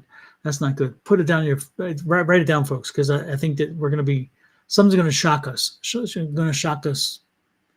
Yeah. That's funny, Don, because you got what'd you say, the 14th through the 16th? And remember, I kept getting 10-15 for that other person. So that's right in line in there. Hey, maybe it's just a good wave of great news for all of us. Let's go with that. Yeah, 14th through 20th. Yeah, unfortunately, mine's not good. Mine's the opposite. There's something traumatic going to happen, and I don't think it's a person. Well, they were talking about the October reveal, like the big, they usually drop something big politically in October because of the election. So yeah, I'm getting the feeling like this will be, yeah. Don't be surprised if there's a shakeup there. I'll put it that way. Well, we shall see. Look, we'll be back on the 16th. Yeah. Could be from illness. It could be from a big shakeup. Yeah. Interesting. Yeah. This is not a good feeling. It's a crazy feeling.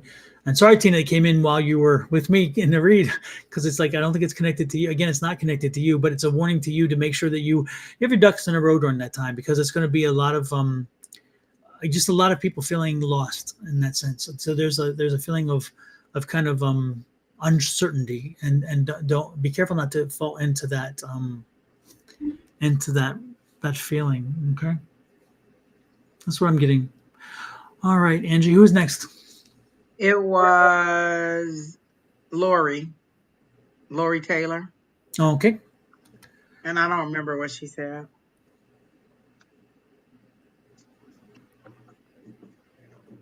Christina Maldonado says she's been feeling something weird from yesterday. She's never felt that feeling before. Well, what was the feeling?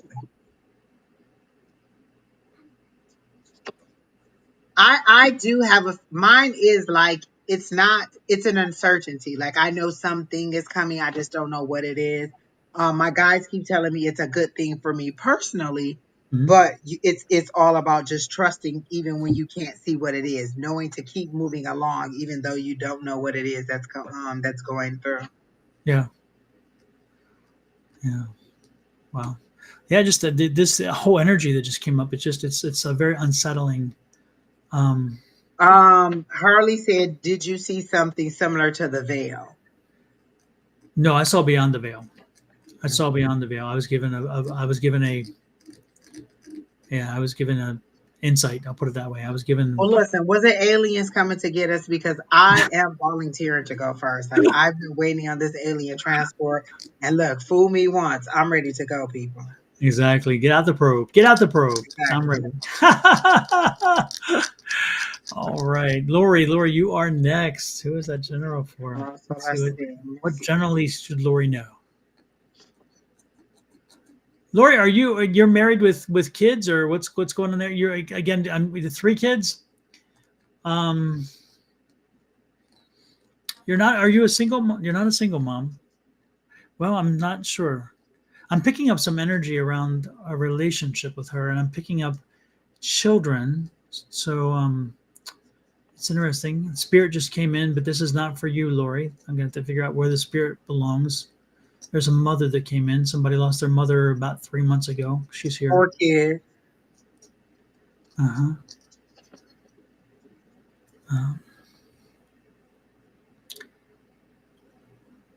But are you a single mom? Are you a single mom?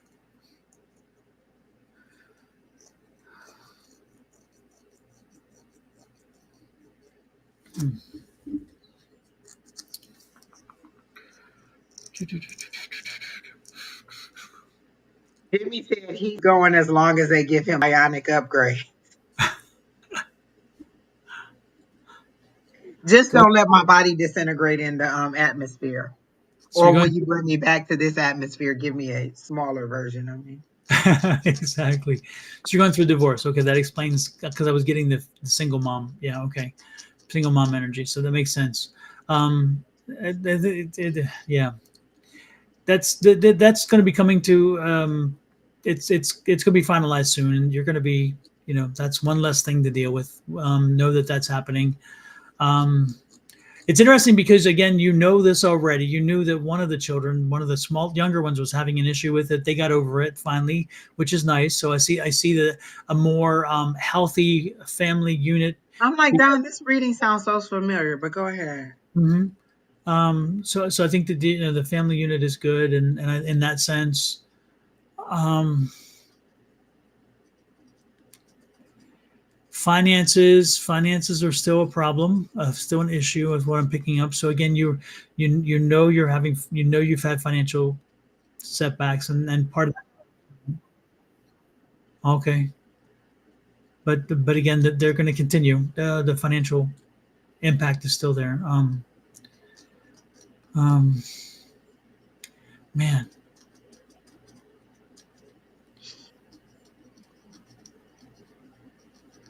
Lori, and is your mom still on this side?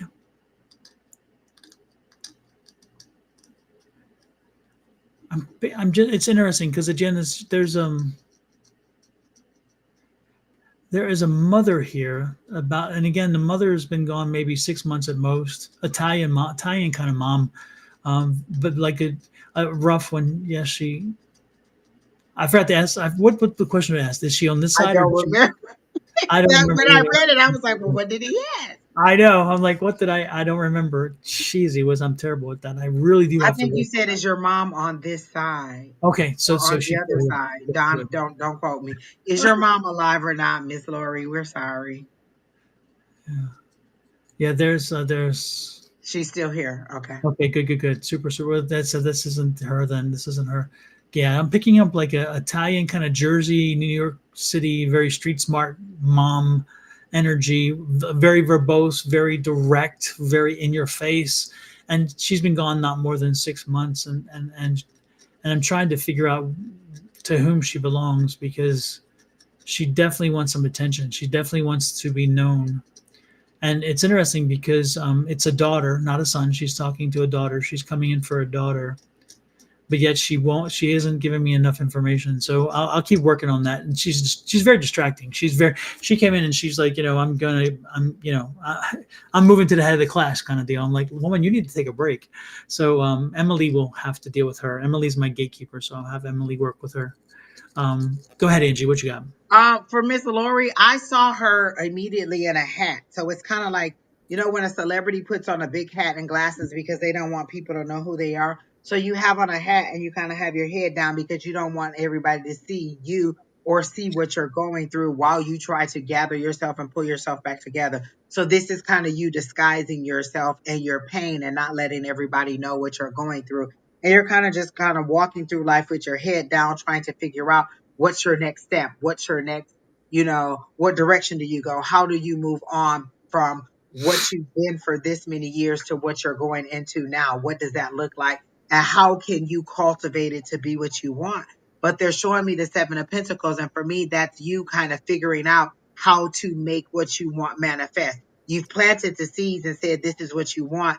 And now it's kind of like, do I need to dig a little bit more? Do I need to put a little bit more fertilizer down? Do I need to water the seeds anymore? What is it that I need to do in order to get my manifestations to work? And the first thing I'm getting is that you at least need to set your intentions. Like, okay, this is what I want, and this is the direction I want to go into getting it, and then allow your higher power to kind of guide you through that. But you're a little bit lost, like you don't know who you are. Like if you've been a married person for so long, you don't know what it's like to be a single person. If you've been a mom for so long and now you're an empty nester, you're kind of trying to figure out what the new you is and how to operate in the new reality that you're dealing with. And I keep hearing something like be strong because it's like they're kind of like showing me a bird with its beak with its head down, covering with its wings while the water just pelts them and moves them around. And so what they're trying to tell you is to be mind to know that you're weathering the storm. It is hard right now, but once it's all said and done and you've decided which way you want to go, things will start to get easier for you. It's not going to be a fast road because they're showing me the Knight of Pentacles, which is the slowest moving knight there is. And so it's going to take a long time, not a long time, but it's going to take longer. It's a slower journey for you to get to where you need to be to stabilize, because that's where you first have to be. Like you're grieving through it all now. So then you have to stabilize, and then you have to decide how you want to move forward. And right now, everything is kind of like bouncy and moving, and you're not sure which or how to do and how to balance and how to move forward. But they're saying just kind of go within, because they're showing me the hermit mode, and think about the lessons you've learned over your life. Or think, if this was my daughter, how would I tell her to move forward? If this was my sister, how would I tell her to move forward? If this was my friend, what would I tell them? Because a lot of times when we're going through it, we don't understand. But if this was my daughter, I tell her to do A, B, C, and D. So maybe I should do A, B, C, and D to move myself forward, because they're showing me that only you can navigate how you want to live the rest of your life. But you have to recognize that it's time for you to let go of this life and navigate into this life. But you have to fully embrace the new you and not be looking back at the old you, like wondering what would have been had you made a different decision. This is the route that you're taking. This is the way that you're going. Embrace it full on, and embrace the new you. So that's how they're showing it to me. And I hope that helps you, Miss Lori. It is hard. Again, lots of support groups. A lot of people don't want to go. There's divorce support groups. There's, other kind of family support groups. There's therapy. Do not be afraid to lay on somebody's couch and let them know. And they can give you things from a different perspective than you never thought of. Again, when my grandmother died, I ended up going to a therapist. She told me exactly the same thing that my family was saying, but it was an objective third party who was only hearing my side of the story, but she was telling it to me the same way that they were saying it. But it made more sense coming from her for some reason. And sometimes it's just having that objective third party or somebody from outside give you a different perspective on things. So I hope that helps you. And it is true. Sometimes it's the delivery. It's even the people we know and care the most for and know that they mean well. Sometimes they can say something and we're like, yeah, right. And then somebody else says it, and it's like, it must be gospel. It must be true. And a lot of times we think that our family is just telling us stuff like, oh, they're feeling bad for us or they're being sympathetic, and they're not really seeing the reality of it. And then someone else totally different says, and you're like, oh, that makes sense. Now your family's looking at you like, didn't we tell you that? That's the same thing we said. But now you're finally get it. And just wherever that light bulb comes on, it comes on. And it could just be like seeing a commercial on TV and being like, wow, that makes sense, and giving you a whole new perspective on life. It's just you being open to the opportunities and the ways of receiving the information from the universe. Yep.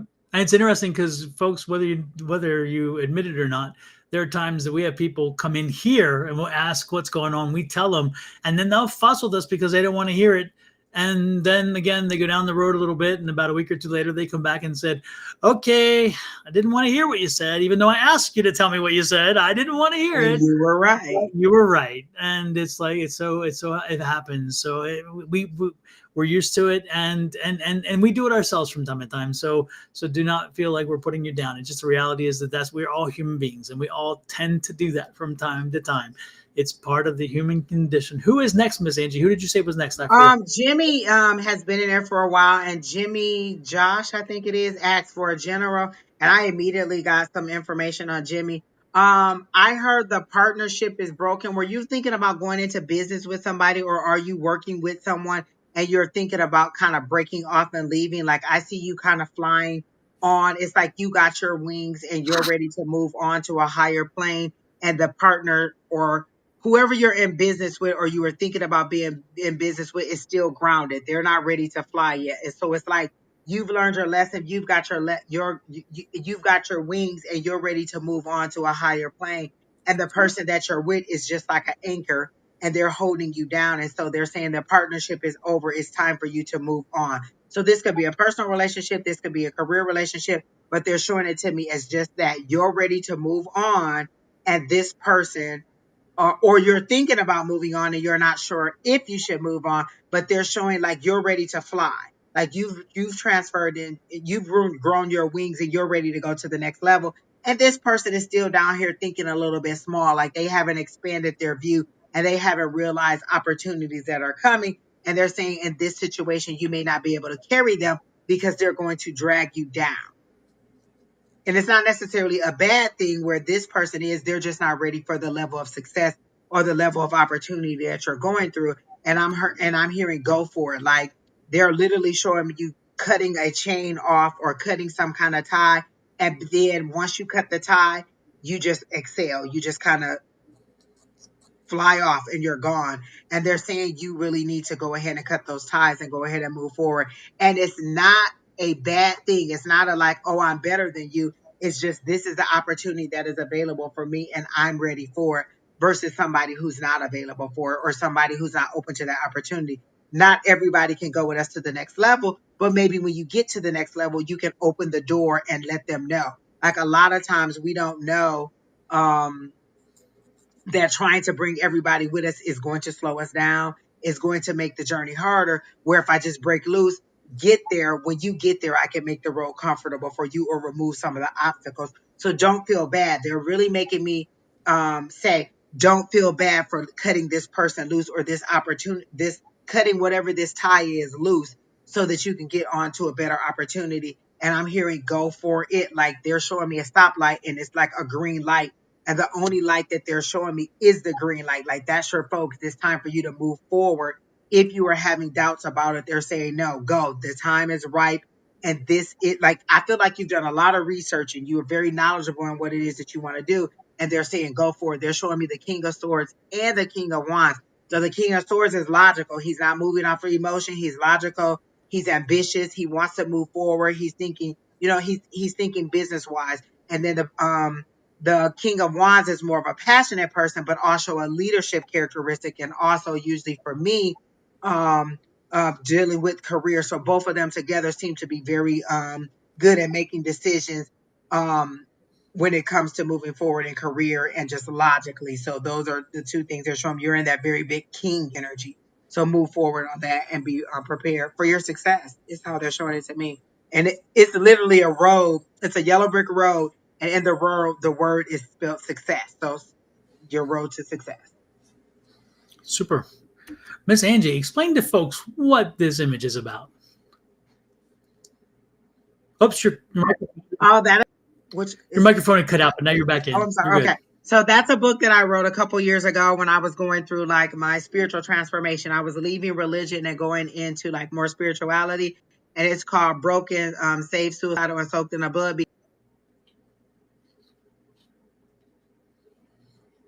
Because it was into like a broader, wider spectrum of spirituality. And it's just me telling you about my personal journey. And it's what I was looking for at the time. Like I wanted a book that told you how to deal with the day-to-day pain of the transition. Most books are self-help books and they're like, oh, I had this situation going on. I prayed and then everything was good. So this is more the day-to-day of how to deal with the pain of it all. Like how I, like on the days that I didn't want to live or on the days that I didn't want to go on or get up or do anything, how I made it through the struggles that I had, the battles that I had with my higher power, with leaving religion, with staying with religion, with going back and forth. It's that whole struggle and how I made it from one side to the other side and finding the better me, the more awakened me. And this is an electronic book, right? It is an ebook. Yeah. So folks, when you order it, it comes to you instantaneously. You don't have to worry about waiting for it to come in the mail or anything. You order it and it's in your inbox, which is wonderful. And it's funny. I try to be funny because it's a heavy subject. Like it's a lot of things that were going on in my life, but it was heavy and I tried to be funny. Not only that, but it's written in your voice. I mean, that's the cool part is that when you guys are listening to her here and then you read the book, you're experiencing that same energy, which is wonderful. That same kind of, her voice comes through. And that's interesting because sometimes even in my book, there's times in my book where I got a little technical and the technical stuff loses my voice because I go into my engineer brain or my legal brain and I lose my me brain, and it's like, and then I quickly change out of that. But you stay in voice the entire time. I love the fact about that. Your book, your voice is is the same throughout, which is wonderful. And so it's when you're reading it, you're like, I'm reading Angie. I'm like talking to Angie when I'm reading this book. It's wonderful. So Thank you. Thank yeah. you. So folks, you should spend the money and get this book. And again, it's also a wonderful gift. If you have somebody who's questioning spirituality, somebody questioning themselves, somebody about questioning life choices, this is an investment to make. And I think it's only like $6.95 or something. It's pretty reasonable because it's an electronic book, so it's more reasonable in that sense than a paperback book or something like that. So it's a deep struggle. Like, you'll see me get real with God. Like, I'm literally going back and forth in my battle. And it's kind of like, if you've ever read that section of Job in the Bible, it's kind of sometimes me going back and forth with, well, you said this and I thought this and I believe this and this didn't happen. And it's just me going back and forth and finding my way through it to the brighter side.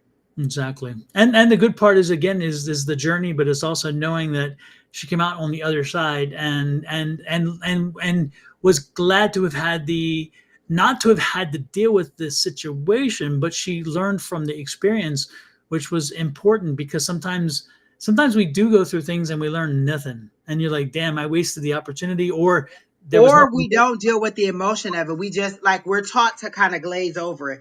Oh, fake it till you make it, fake it till Yep. you make it, or just kind of push those feelings down. And it's me battling through all of that and my regular everyday life, like everything that was going on in my life Yeah.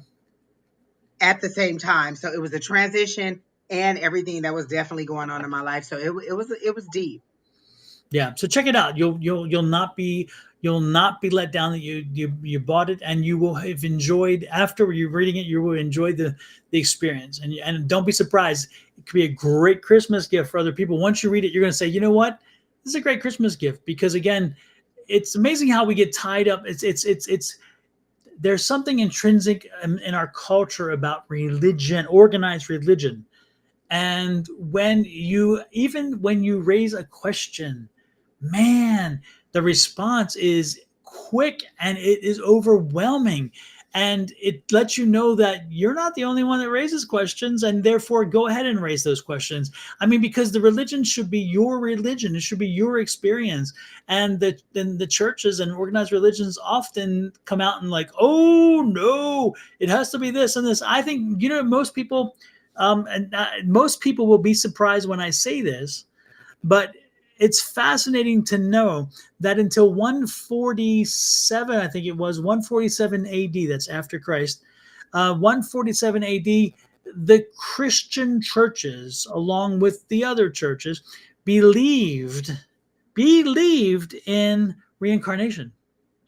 Did y'all know that? Your Christianity was based on reincarnation. But it's fascinating when you hear the history of it, you realize that the priests got together and they said, wait a minute, we have no power over these people. We've lost some power over these people, because they're like, okay, I'll screw up this life. I'll come back. I'll get it right next time. They didn't. Don, that is exactly my attitude. I'll be No, like, whatever, y'all got to deal with me when I come back. That's the y'all problem, not exactly. mine. Yeah, I'll get it right the next time. And so therefore the powers to be in religion said, wait a minute, that takes away one of our wedges, one of our weapons that we spank people with, is that you're going to die a sinner, you're going to go to hell, you're going to go to hell. And in essence, what they did is they changed the doctrine to now no longer believe in that. And therefore, you only have one life to live. And so you better live it under the fear of God and Christianity and whatever else, and make sure that they're under the thumb of people, people under the thumb. And lo and behold, that's how it's been since.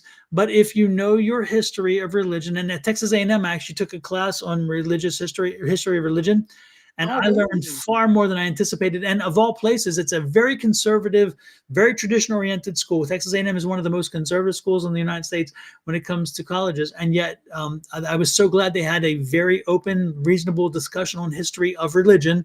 And that was one of the things I learned. And I thought, damn, I did not know this. And so, but yet it plays into everything we do, because again, if you are believing that you have but one life to live, and you have to get it right this time because you're going to go to purgatory or hell or whatever, then you have to fear it, and then you have to listen to what the leaders say, the religious leaders.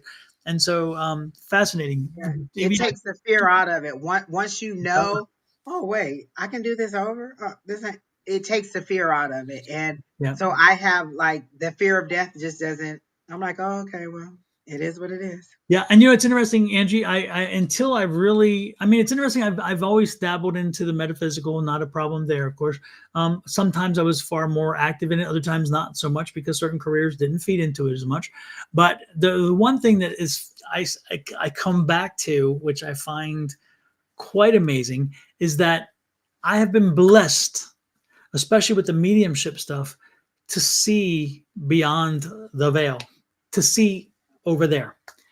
And I can tell you that the fear of there, it's gone. I know what's there. So I've been there, saw that, and that doesn't, that don't, I'm not afraid of that anymore. I never was really afraid, but the fear was what?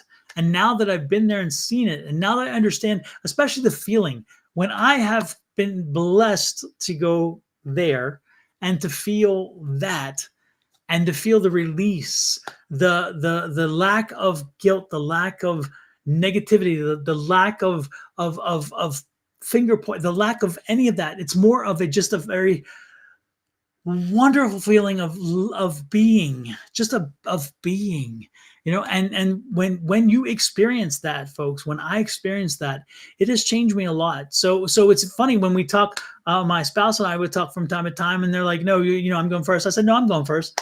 But I don't want to suffer here. I'm going first. I'm checking out. I'm going to check out my sleep. I just want to be gone. And they're like, I oh, tell no. them every night, quietly in my sleep. Just take me quietly in my Yep, sleep. yep. And my spouse is like, oh, I want to know when, because I want to, and I don't mind suffering because I want to know, and I want everybody to know I love them. I'm like, hell no, I'm good. I'll see you on the other side. You're going to get there too. We're all going to get there, and so no problem there.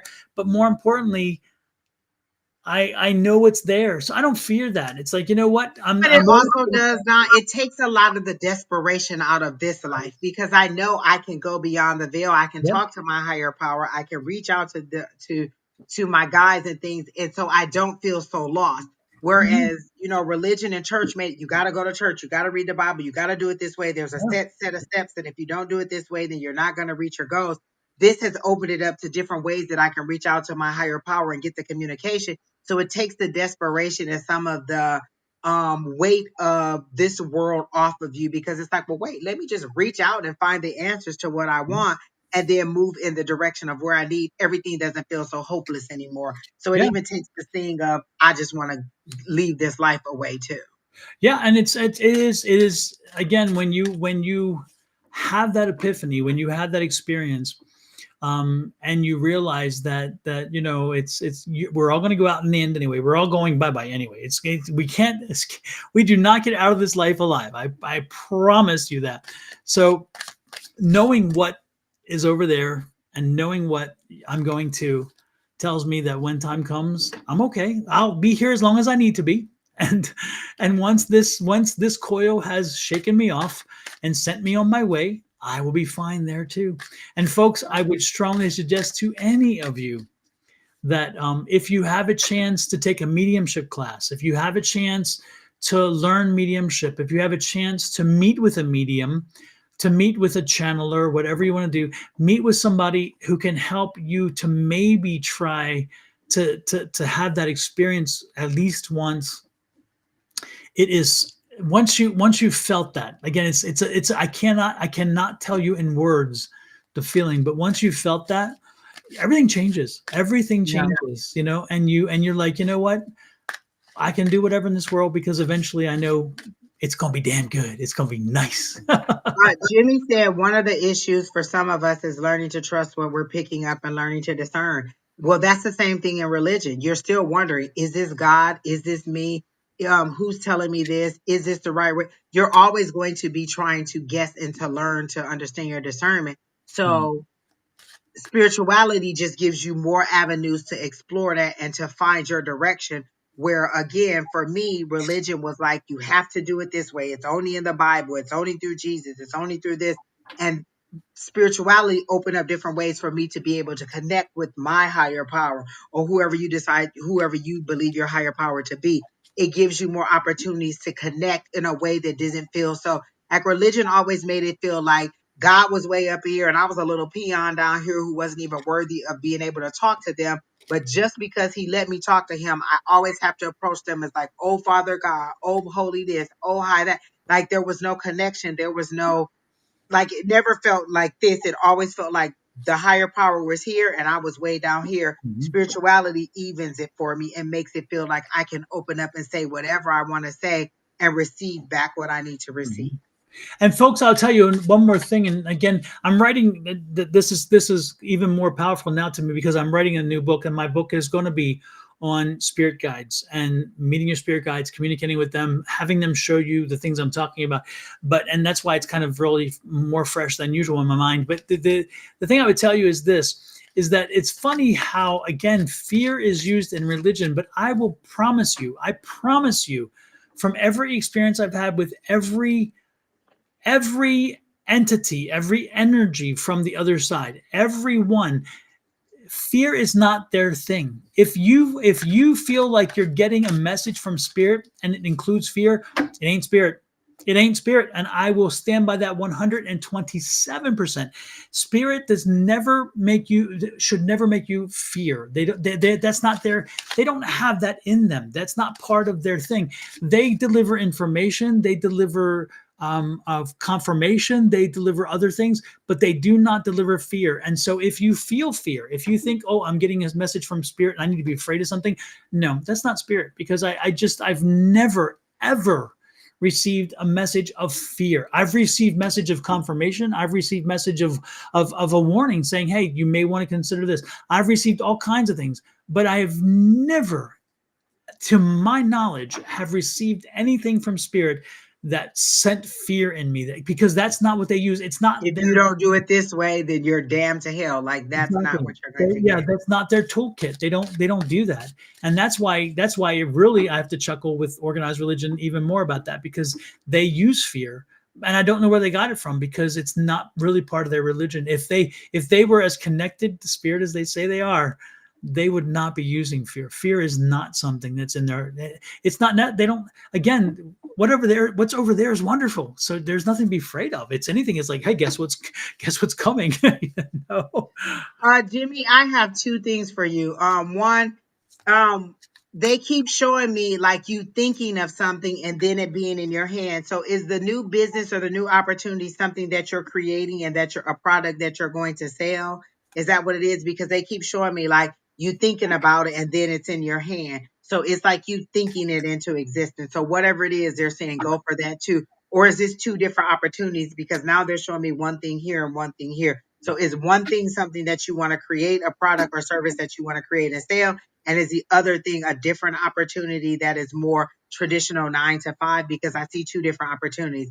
And then second, you said, I wish I learned to discern instead of overthinking it. I can't say that even though I've learned to discern, I have stopped overthinking it. That's again that fear that Don is telling us about. That's that fear in what the possible outcomes is. What if I do it this way? Or what if I do it that way? Or what if I do it that way? There's always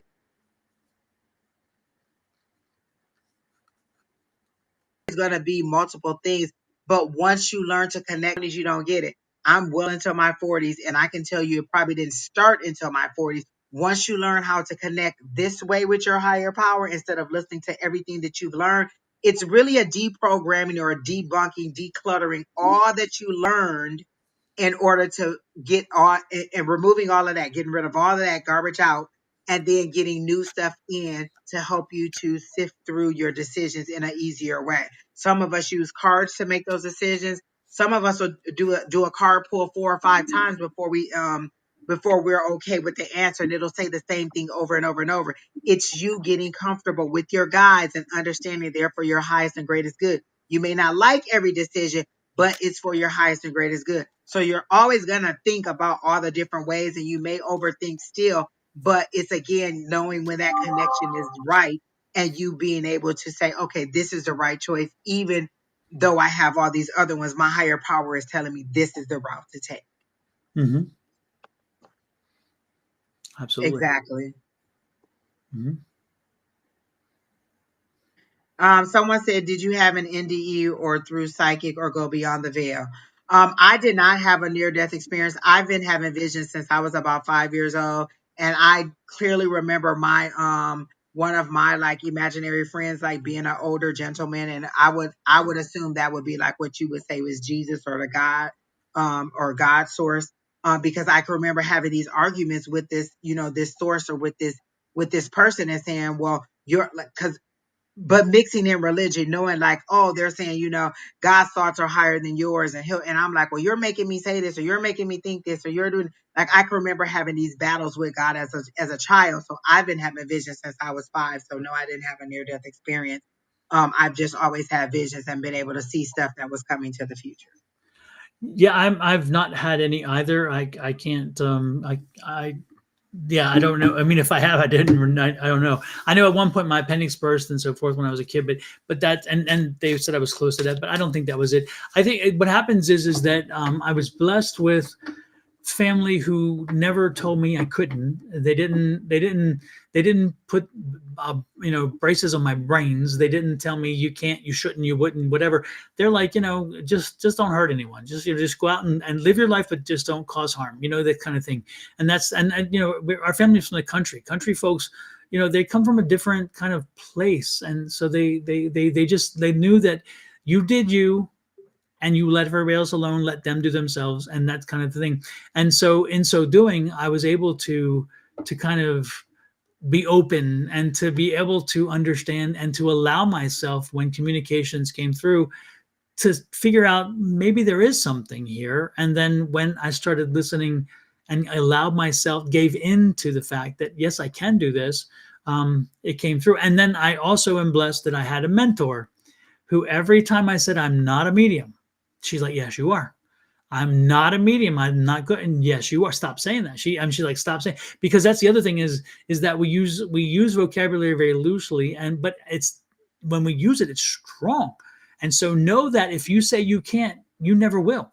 But if you start saying it's possible, or I can, or I do, and I am, again, your word choices are important. You can bring in abundance, you can bring in success, you can bring in failure, you can bring in all these things based on you calling it in by the words that you use. And that's why when I wrote the first book, which is out there about that affirmations, I very clearly state over and over again about speak carefully, because when you use words, those words have power.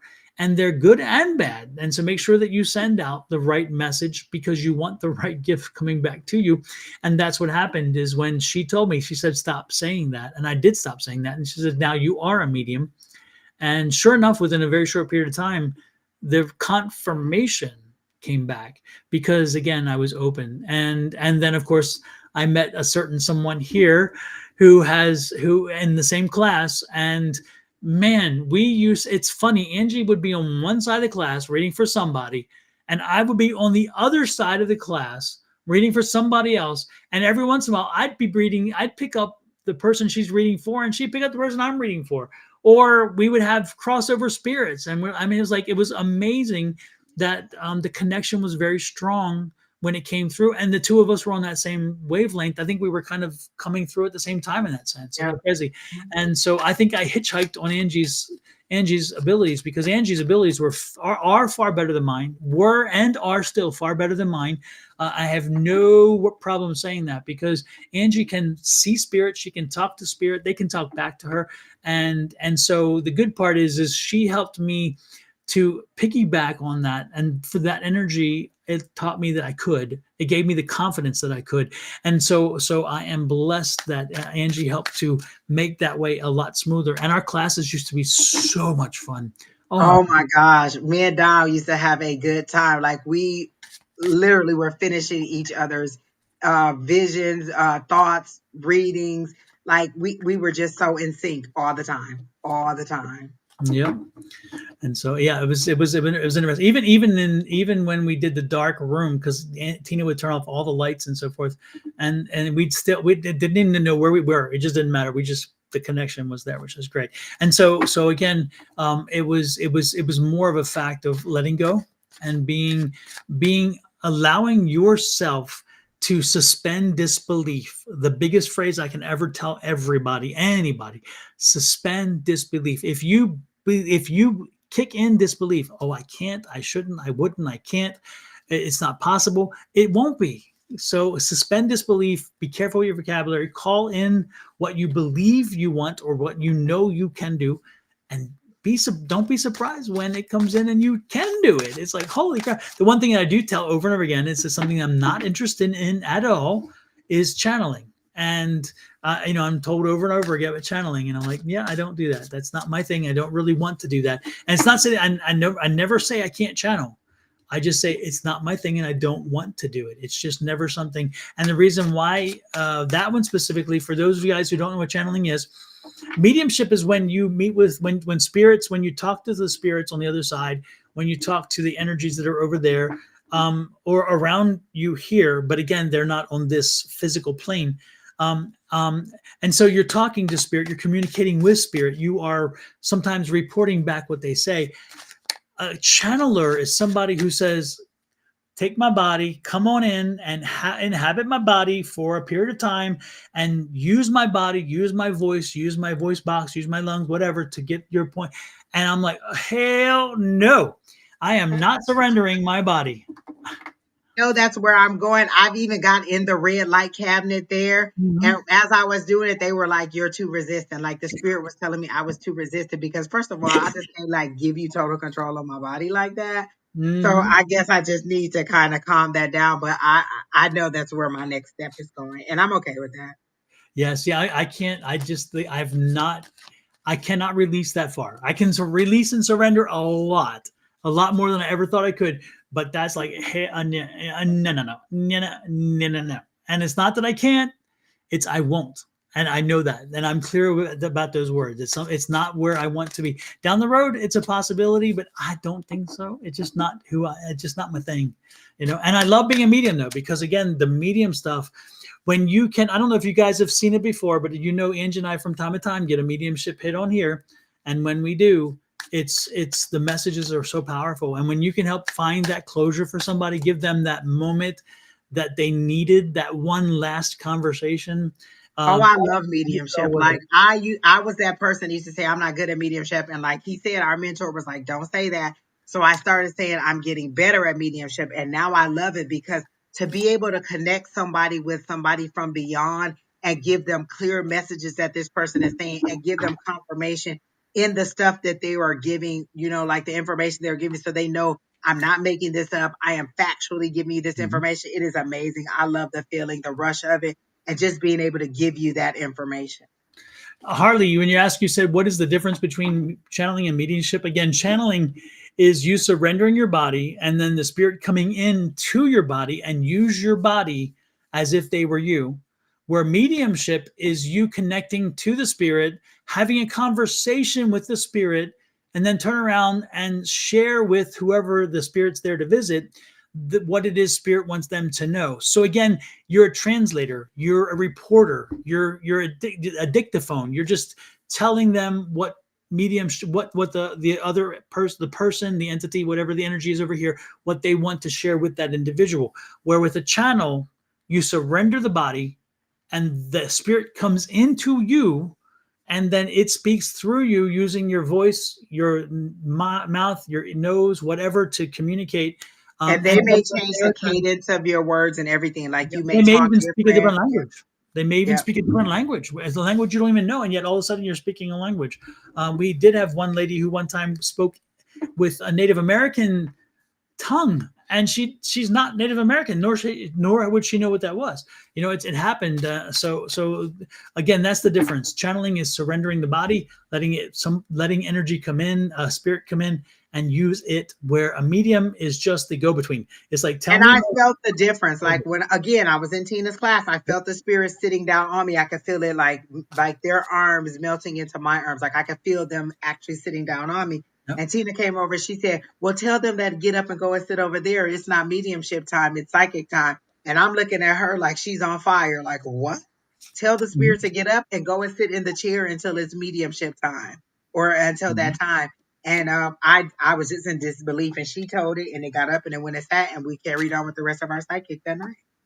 And Angie, tell them about again your this is mediumship. This is one form of mediumship. Tell us about Samuel. Oh So there's yeah, Don had a little visitor at his house in the library, and the cleaning people kept seeing this visitor, and so Don graciously allowed me to come over and connect with the spirit. So I go in the room, I connect with the spirit, I'm talking to the spirit, and I can see him clearly. I can see what he used to people. He stood in the back in the shadow because you couldn't you didn't you were available when they needed you, but you weren't to be seen unless they needed you. So he was in the shadows. He was very quiet. He showed me where he sat around in Don's library. He showed me what Don did in his library. He talked to me. He even asked me, could he go with me? And I said no. And he came with me anyway, and I let him stay.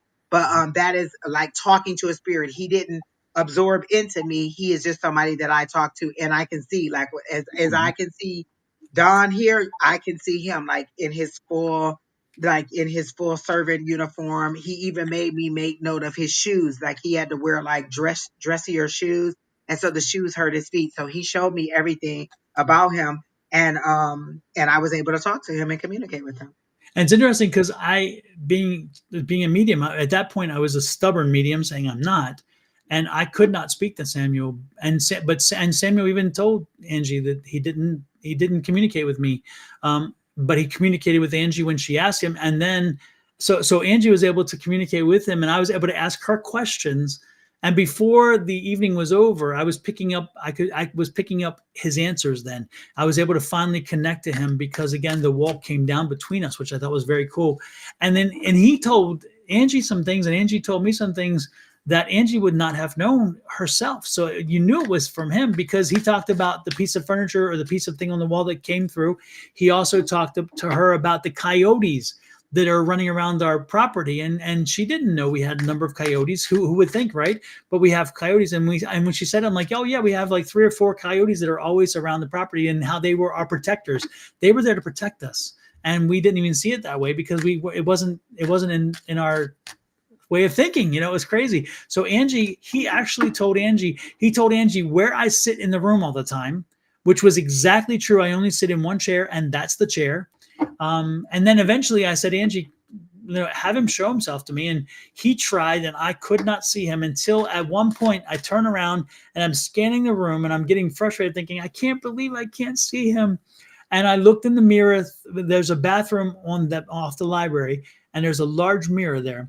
And when I looked over, Samuel was standing in the mirror. So I could see him in the reflective surface, which is not unusual because quite often, if you can't see a spirit outright, you might look into a mirror or into a reflective surface and you'll see them. And that's what happened. I could see him in the reflective surface, but I could not see him in the form. But Angie could see him in form. She could talk to him in form and everything. It's crazy, which is why. And he came in on a piece of what was it, a pipe cleaner? What was it? A pipe holder. A pipe holder that Don and them had bought, and he came in with that. Yep. He was attached to it. Yeah.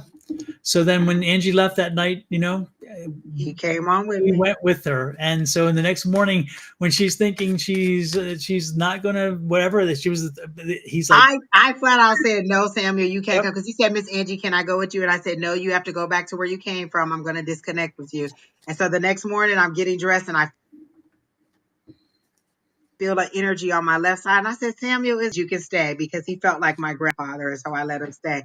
And so he's still around regularly. Like if I call his name, he's there. He'll say, yes, Miss Angie. He always says Miss Angie. But again, he's like a grandfather spirit. It's like a big hug from your grandfather. And I never knew either of my grandfathers. They were both deceased before I was born. So it's a welcoming vibe. And he has the good thing is, the one thing I did feel about him, especially by the time the evening was over, I was able to feel his energy. And he had this very comforting, soothing energy. Yeah. And he's very humble. Absolutely. That he was, you would never be on edge around him, because that's just not his energy. His energy was just this very warm, comfortable. It's like a big feather chair, a big Yep. old overstuffed chair. When you sit down, you just feel like I'm home. This is comfort. That's what you feel. That's his feeling is that very comfortable feeling, where you could probably say anything you wanted and know that it wouldn't go anywhere because that's the kind of energy he has. It's wonderful. So yeah. Anyway, I just wanted to share that with you. Is the mediumship stuff is amazing, and it allows you. Well, Harley said, do you think that they know if you may get scared if they saw them? In my experience, if you are afraid of them, they are not going to necessarily show them. So they want you to be comfortable with them. So they're going to back off until you're a little bit more comfortable. Maybe they'll lead you to something like this and be like, hey, your grandfather has been trying to get in contact with you. He knocked something off the counter the other day. And you're like, wait, what? That was my grandfather. And so they'll show yourself to another medium to let you know, hey, I've been trying to get in contact with you, but you've been ignoring me or you've been too afraid. And so they don't want to put fear in you. But as a child, you're a little bit more open to it. So again, it's more like an imaginary friend because you don't have that fear in you. It's when you get older, when you start thinking that ghosts and spirits are a bad thing or that they're here to do something to you. In my experience, all the ones that I've known were very friendly. And so I didn't have any problem with them not showing them to me. But I have explained to other people, like, oh, you remember you were in the kitchen the other day, you heard something on the floor. That was your mom letting you know that she was around. Or she shows me her walking through your house, but she's trying to get your attention and you're not paying attention. So now that you're aware, they're going to make themselves more known to you. They're not just going to show up and then as soon as you open the door, they're just standing at the door like, hey, I've been waiting on you to open the door. They're going to slowly, gradually open up to you. And that's, I think, Artie, I think that's what Angie's saying is answering your question right there, is that they'll slowly get you ready for it to the point where when Right. it's time and you are ready, they will show themselves and you won't be surprised. You won't be shocked. You won't be frightened.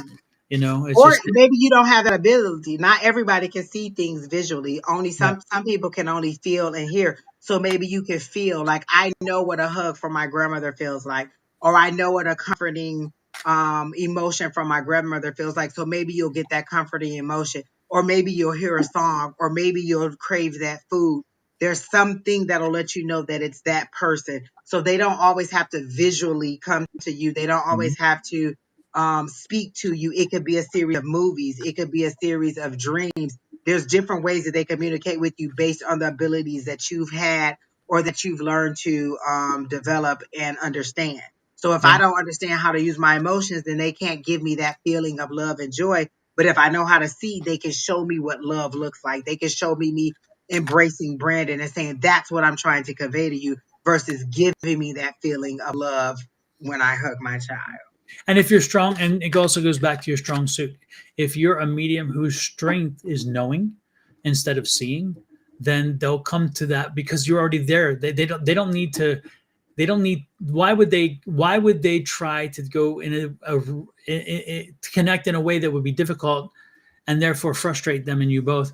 So again, if you're somebody like me who is somebody who is I just know they're there, I know it, and I get a download of information, and I'm very comfortable knowing what's mine and what's theirs, because again, when spirit talks to you, they speak in a very different way. And when I say speak, I'm not saying speak because I don't hear. What I mean is when I get the information comes to me in a way that I know I wouldn't write it, see it, think it, or whatever else, but I know it was coming from something else. And again, they often give, because Angie and I went to, again, our mentor is somebody who said, give me evidence. I want evidential information. And so when we have our mediumship hits, our spirits know when they come in, they need to give me something Give me that is very details. Why would specific. this person know you? Yep. And something that we would not know, could not guess. And therefore, in so doing, it gives you confidence and comfort knowing that we truly are connected to them. And But therefore, sometimes you have to figure it out. Like one time I kept saying, why does this person keep showing me sweet potatoes? And they were like, oh, I like sweet potato pie. So sometimes they give me clues, but I still have to confirm with you what they're trying to show me. Or why is this person showing me a boat? Oh, I used to love to go out fishing with my grandfather all the time. Oh, why is this person showing me like you sitting in a rocking chair? oh, we used to sit in a rocking chair and do patty cake all the time. So they'll show me things, but I still have to confirm with you that this is what they're showing me. Mhm. Someone said, what is tarot cards to do with psychic? Some people just need a visual clue. Like my guides will show me, like, this is the Two of Cups. Some people need the visual clue, so we just use them. But my guides show me the card, and sometimes it gets the energy flowing. Sometimes you'll see us just doing this, it'll get the energy flowing. It's just you learning to intuitively read what the information is, because again, when I first learned the Five of Wands, everybody else knew it as conflict. They saw it as conflict, but when I saw the Five of Wands, it looked like five people who were building something, so it was collaboration. So when I learned the Five of Wands, my guys taught it to me as collaboration, not as conflict. And so then as I got better and stronger in my tarot reading, they let me know that they will let me know, is this conflict or is this collaboration? And it's you being able to intuitively not just memorize what the meanings are, but intuitively understand what the situation is and be like, oh, okay, well, you got this card, and this card. They're showing me that this is what this means collectively together with those three cards. Yeah, and on that very point, um, it's amazing how often as readers and if people who again are psychic and medium so forth, it's funny. I'll give a psychic, and Angie will testify to this. It's funny here online.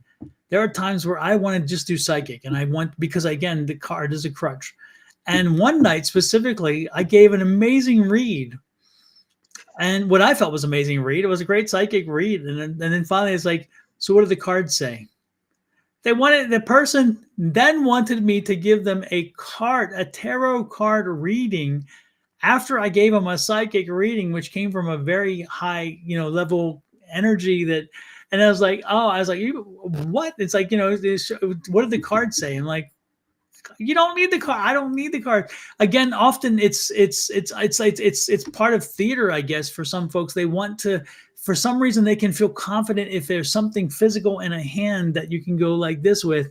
They have more confidence in it than if I were to tell you what's happening, and yet it's the same energy that's giving me the same information. If and so it usually it's more about the moment and whatever. Or again, from time to time, I use them as a crutch. If I'm having if I'm having a time where for some reason I'm not having instant access to my spirit team, and it's like I need to jog them or something or whatever else. I'm like, sometimes I'm just not on as much. I'm not. It's just not clicking in my head. I'm like maybe tired or whatever else, which is, I should never do readings when it happens. But there are times where I start off well, and so I'm like, I turn to the card and the card's like, oh, okay, yeah, ding, ding, ding. As soon as I touch it, I don't have to turn it over. And it's interesting, even in class when we take classes on Monday nights, they'll put cards down on the floor, and the group of four of us will reach down and grab a card. And when people look at their cards and then they pass the card on to us, and you get a card and you're supposed to read from that card what the energy is. And I never look at the card because I don't need to know the card. What I need to know is the energy you just put in the card. I'm Yeah. sorry?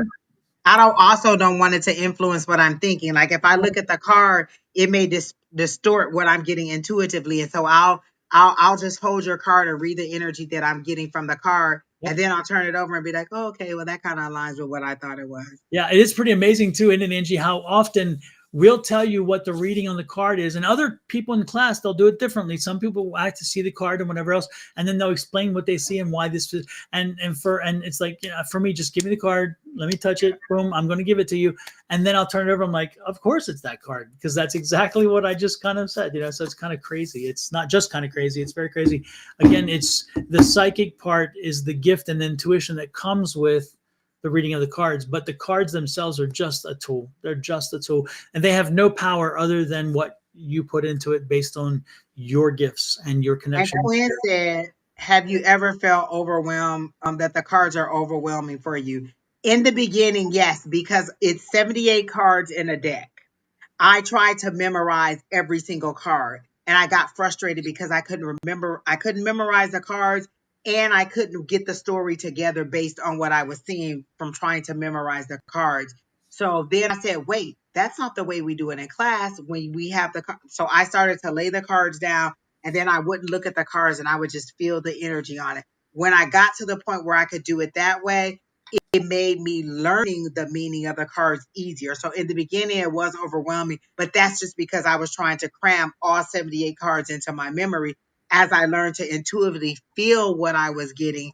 And when I say feel, it's kind of like all the different ways that you receive. When I intuitively get it, what am I seeing? What am I feeling? What am I smelling? What am I tasting?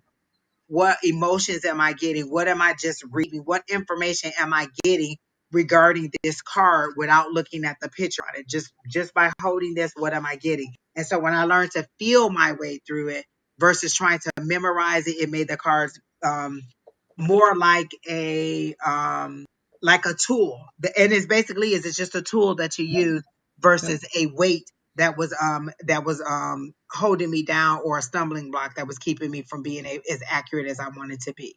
Exactly. It's fascinating. Again, there are everybody's journey, everybody's um, experiences with the metaphysical world and so forth, and how they get there and what they do is very different. But it's fascinating that at the core of everybody's experiences being different, the reality is ultimately when they get there, it's amazing how we all tend to connect. And when Angie and I are reading for somebody, it's amazing how we will pick up. Even there's times where I'm not paying as much attention as I should, or Angie's not, because again we have other things going on or whatever. And then we tune back in and we give a reading and we're like, "What did you say?" And they're like, "We said the same thing." It's Exactly. amazing because Or the again, exact same cards. Now you know yeah, that's something. Don's way over where he's at, and I'm way over here. And I'm like, Don, did you get a King of Wands? I got that too. mm-hmm. That's the card saying I said what I said. Exactly. And so it tells you again, it's the energy. And once you connect to that energy, you're blessed. You're blessed Yeah. because I can tell you. Practice is the best thing we can tell you. Do Yeah, one card readings on yourself, do yeah, one card readings on somebody else until you get comfortable with telling a story, because basically you're ultimately telling a story. You can memorize what every card means, but if I don't, and you can tell the difference between somebody who's just memorized the cards and somebody who actually intuitively knows how to read. Because if I'm giving you a reading just based on what these cards actually, what the definition of them is, I'm not weaving together a story that is cohesive for your life. yeah, So what does that mean for me as a person? And that's again where our mentors here, evidential. How does this help them out? How does this apply to their life? Because I can read that the wheel of fortune means something is turning in your favor all the time. But for you, is it turning in your favor or is it turning away from you? I have to be able to interpret what they're telling me. Oh, you know what? The wheel was turning in your favor, but now you're having a setback. I have to be able to intuitively receive as I'm also interpreting what I see on the card. yeah. So but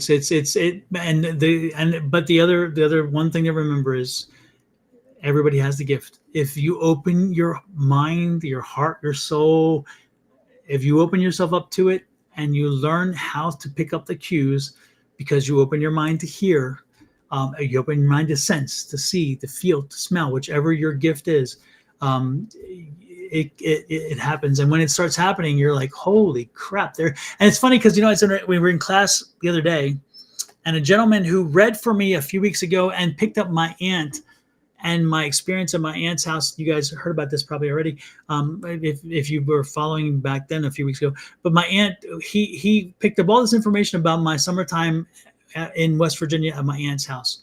And the next morning, I woke up and found my aunt had died the night before. And so the guy had picked up all, and he was telling me, he's like, none of this makes sense to me. And he says, you probably think I'm crazy. And I'm like, I don't think you're crazy, because the first thing I do is, in our space, in our classes, we no judgment. It's like, tell us what it is. And more importantly, the things that he was picking up, and I kept reminding him, you're not reading for yourself, you're reading for me. So just tell me what you get, but don't try to say, how does this not make sense to me in my world? Because it's not your world, you're reading for me. And everything he was saying was connecting to me. And then he's like, I don't know why this doesn't make sense to me, whatever.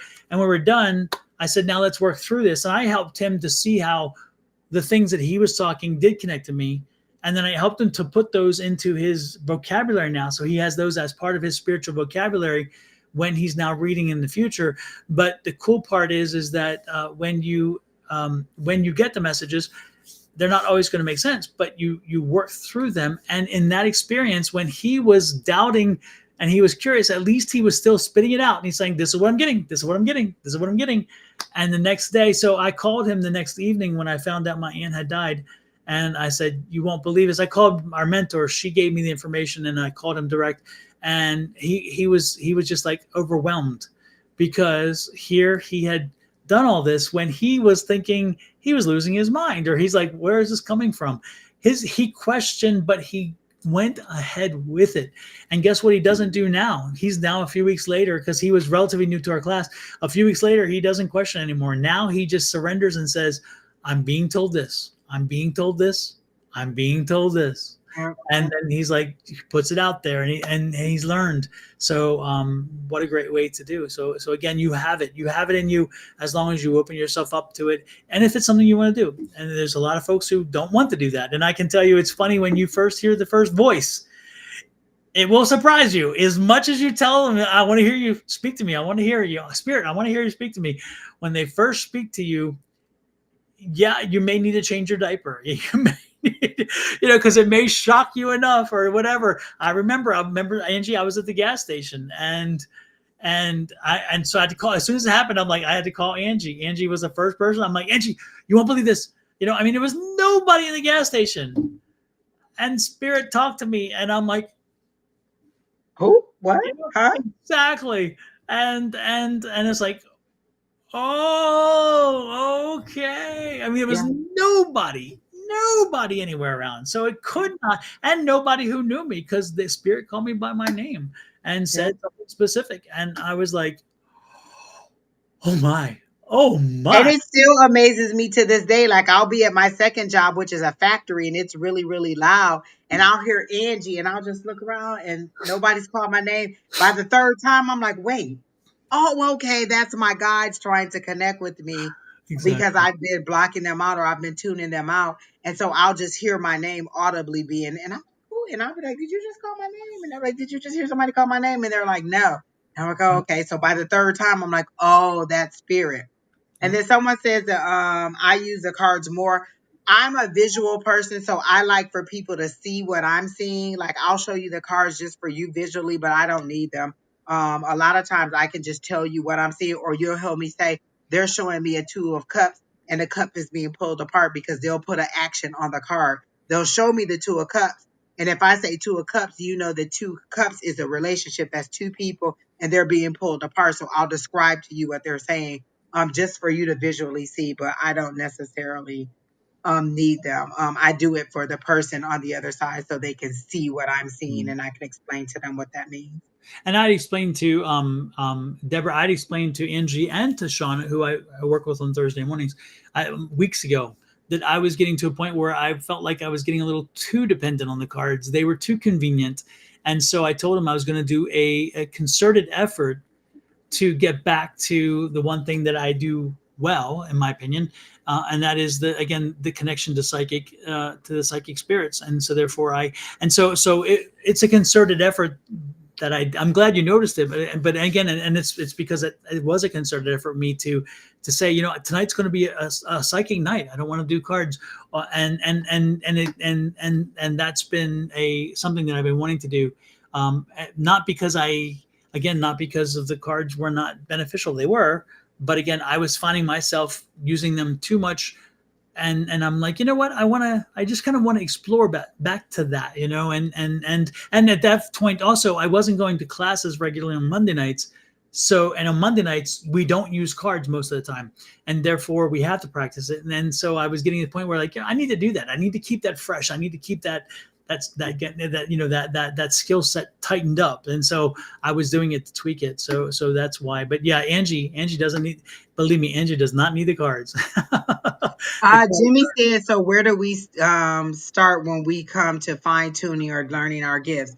The one thing we always tell you to do is to find a group, to find a tribe of people who are in sync with what you're doing. So that's our Monday night class. That's how we met. And so then Don, my sister, and another lady named Tanisha, we came together and we created this online, Just Spiritually Speaking. And on Tuesday nights, we do Zoom classes. They're free $3.99. They don't cost anything. Exactly. It's from 6 to 8 Mountain Standard Time. It's a private Zoom link. It doesn't go like it's not live. It's not broadcast anywhere. It's not recorded. We all come into class and we do different exercises and we just practice. The one thing how do you learn how to ride a bike? You practice. How do you learn how to balance on a bike? You practice, practice, practice. And so that's what you do. You come to class on Tuesday nights and you practice with us. We do different exercises. We do fast rounds. We do mediumship. We do whatever's coming through. And everybody's at a different skill level. Nobody's coming in like at the top of their game. Some of us are more advanced than others, but some of us develop even more while we're in there. And I can say I've learned a great deal from a lot of the people in class. So we have Monday night class. Now we have our Tuesday night class that we do online. And then we also do like this right here, doing these readings. This is free. This is off the cuff. I don't know anything about any of the people that I'm reading. Whatever I'm getting, I'm just telling you and receiving. So I prefer to do somebody new versus somebody who I have a big history with, because I'm fighting the information that I receive. Am I telling them this because I know this person and this is my judgment? Or am I telling them this because this is what Spirit is telling me? But when you're in the chat, I don't know anything about you. So I'm describing what I'm receiving for you. And so everything I'm receiving is just what they're telling me. I don't know anything. I don't know enough about you to judge you or to make up anything. I'm telling you exactly what they're showing it to me. And we're interpreting it. The more you do it, the more you do it, the more you'll get better at it. So to fine tune it, to expand, to learn, you got to do it. Do a 1-card pull on yourself. We have smaller groups where we talk to each other and we'll do pulls on each other during the week. Or we have another chat where we're just asking questions about dreams or cards or visions or feelings or whatever we got. It's having a community of people that you can ask questions, that you can practice with, that you could present with. Just having that community is the first thing we always tell you. Mm-hmm. And one other thing you can do, well, there's many things you can do, but one of the things you can do is make sure that you establish a relationship, an open relationship with your spirit guides. In other words, what I'm saying is that have a conversation like I'm talking to you right now, or like I'm talking to Angie right now, or however we talk. Have that same conversation with your spirit guides, even if you don't know them, even if you've never met them, even if you don't even whatever. Start talking to them and maybe just say, hey, you know what? How can we communicate? What way is it best to communicate? You know, how whatever, and then be open to feeling, to sensing, to smelling, to seeing, to hearing, because again, you don't know which is your strength until you learn it, and you don't know how it's going to come to you. But open to however the communication flows. And as you keep reminding your spirit guides, I'm open, you know, give me a sign, let me know something to help me start down that road. Eventually something's going to happen, and the sign's going to be there, or you're going to hear something, you're going to see something, whatever. So start a relationship, start an open relationship with your spirit guides. Start to communicate with them and speak to them like you're speaking to me. And then don't be surprised if they find a way to communicate back to you. And again, it may not be a voice, it may not be a sight. It could be a touch, a scent, a smell. It could be a number of things. It could be a moving object, those kind of things. Things that again, you would, if it's a knowledge, if it's a knowing, it's something that you know all of a sudden you didn't know, that is brought to you in a way that you would not have thought about it that way. Those kind of things, that's a knowing. And that's how most of my information comes that way. And there are times where I will see a spirit, especially when I was blessed to see, you know, certain spirits when I'm reading for somebody in a mediumship situation. But that's how I would suggest it, is open up that connection with your spirit guides and start talking to them and communicating with them, because they're who's going to help you a lot when it comes to this gift, because they will help to bring in, especially mediumship wise, they'll help bring in other spirits to help you read for them as well. And she said, why is it that when you ask them to talk to you, then to speak to you, then you don't? It could be that they are and you're ignoring it. You're thinking it's like something else, like you're not hearing them, or you're not going to believe them. You have to develop your abilities over time. The first time that I got salt taste in my mouth, I didn't know that meant ocean. Like it's you learning. I could have ignored, and for the first couple of times, I probably did ignore the salty taste in my mouth as nervousness. But over time, I understood that when they give me that salty taste in my mouth, that meant ocean. Ocean meant water. Water meant emotions. But I had to develop it over time to understand that that's what they meant. It's not like you're going to come to class one day and then tomorrow you're going to be able to interpret everything. I'm still interpreting things that I'm receiving. If you listen to the way that we do reads tonight, we'll ask you, what does it mean when why are they showing me this chair? Why are they showing me the country? Why are they showing me green grass? Are you moving from someplace that's really warm to someplace that's really cold? We still have to interpret what we're receiving in a way and then express it to you. It could be visual. It could be music. Oh, I'm hearing the song Midnight Train to Georgia. Are you trying to move to Georgia?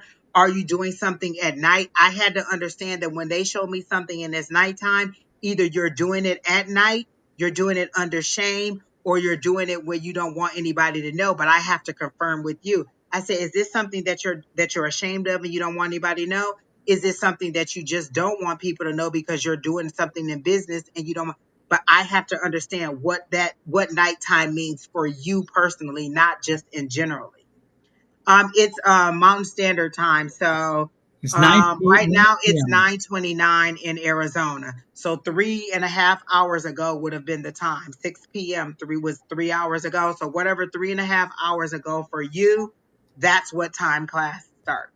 Yeah, it would be 9 East Coast, 9 Yeah, p.m. East Coast time. 9 p.m. East Coast. Yeah, And 6 and this is p.m. the email address down here. If That's you your go, that's your website. okay, if you go to advice at sonoranmystictarot.com, advice at sonoranmystictarot.com, and send me an email, I will send you a link for And our. it's a private Zoom link. Yep. And This. free. Did we say that? Free.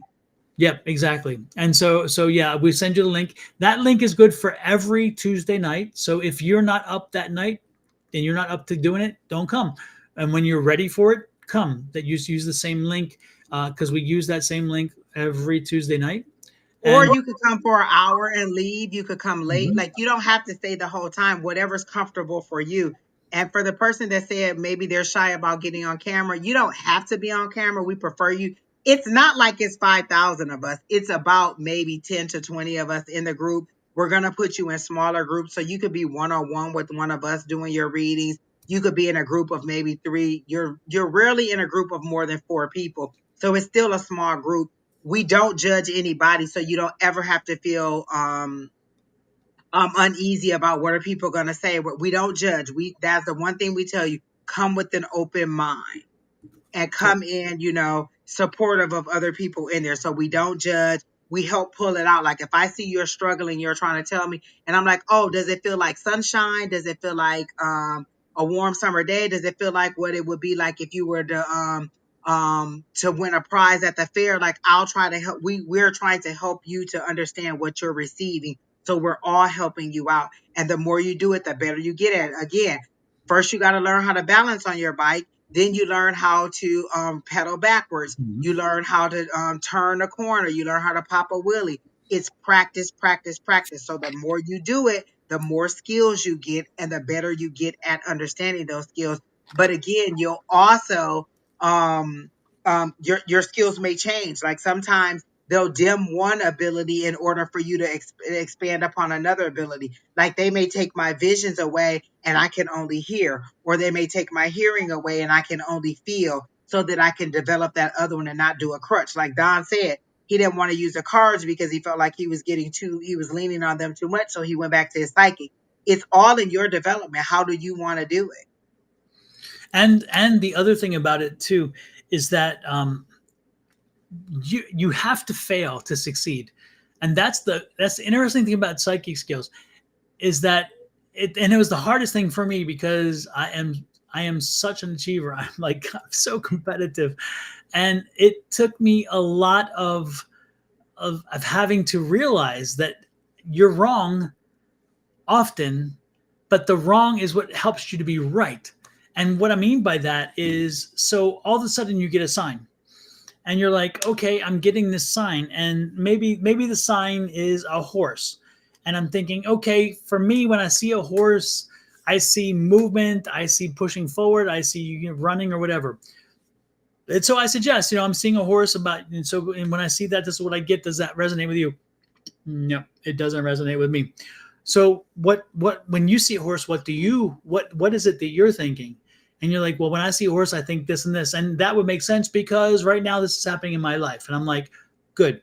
So then the next time I'm having a reading with somebody and I see a horse, I'm going to run by what I think first. And then I run by what this other person had said.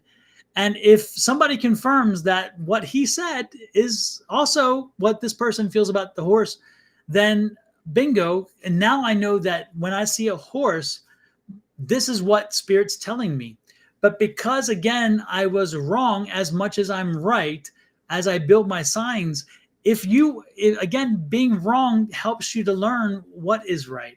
So there's no fear of failure because failure builds success. There's no fear of being wrong because, again, being wrong helps you be right. So the good part is going into class, you're not going to be 100%. It's going to happen. No, I don't know any psychic is 100%. It just ain't happening. It's just that's so bad. Like it tore me up not being able to be right all the time. And my guy said, as long as you say it the way that we tell you to say it, there's no consequence. Because I was like, well, what if I tell them something and it's wrong? They say it the way that we tell you. Don't try to change the words. Say it the way that we say it. And then there's no consequence. So when you say I'm concerned with the feeling of inadequacy of getting things wrong, go in with the intention of I'm giving them information for their highest and greatest good, not I have to be right. Change your intention. Your intention is I have to be right. I have to get it right. I can't give them any information. Change it to how do I connect with what's for their highest and greatest good. Yep. When we come to get ready to do this, I call in all my guides, my ancestors, my higher power, my spirit guides, my whole team, and say, hey, can you connect with me on a level where they are able to understand and receive the message that you're trying to give? And I say, can you please set my ego to the side? Because that's ego that's making us believe that we have to be 100% right. So I say, hey, can you push my ego to the side and allow me to give them the message that they're supposed to receive in the way that they're supposed to receive it? So I take my intentions. My intentions are for your highest and greatest good, and my ego is set to the side.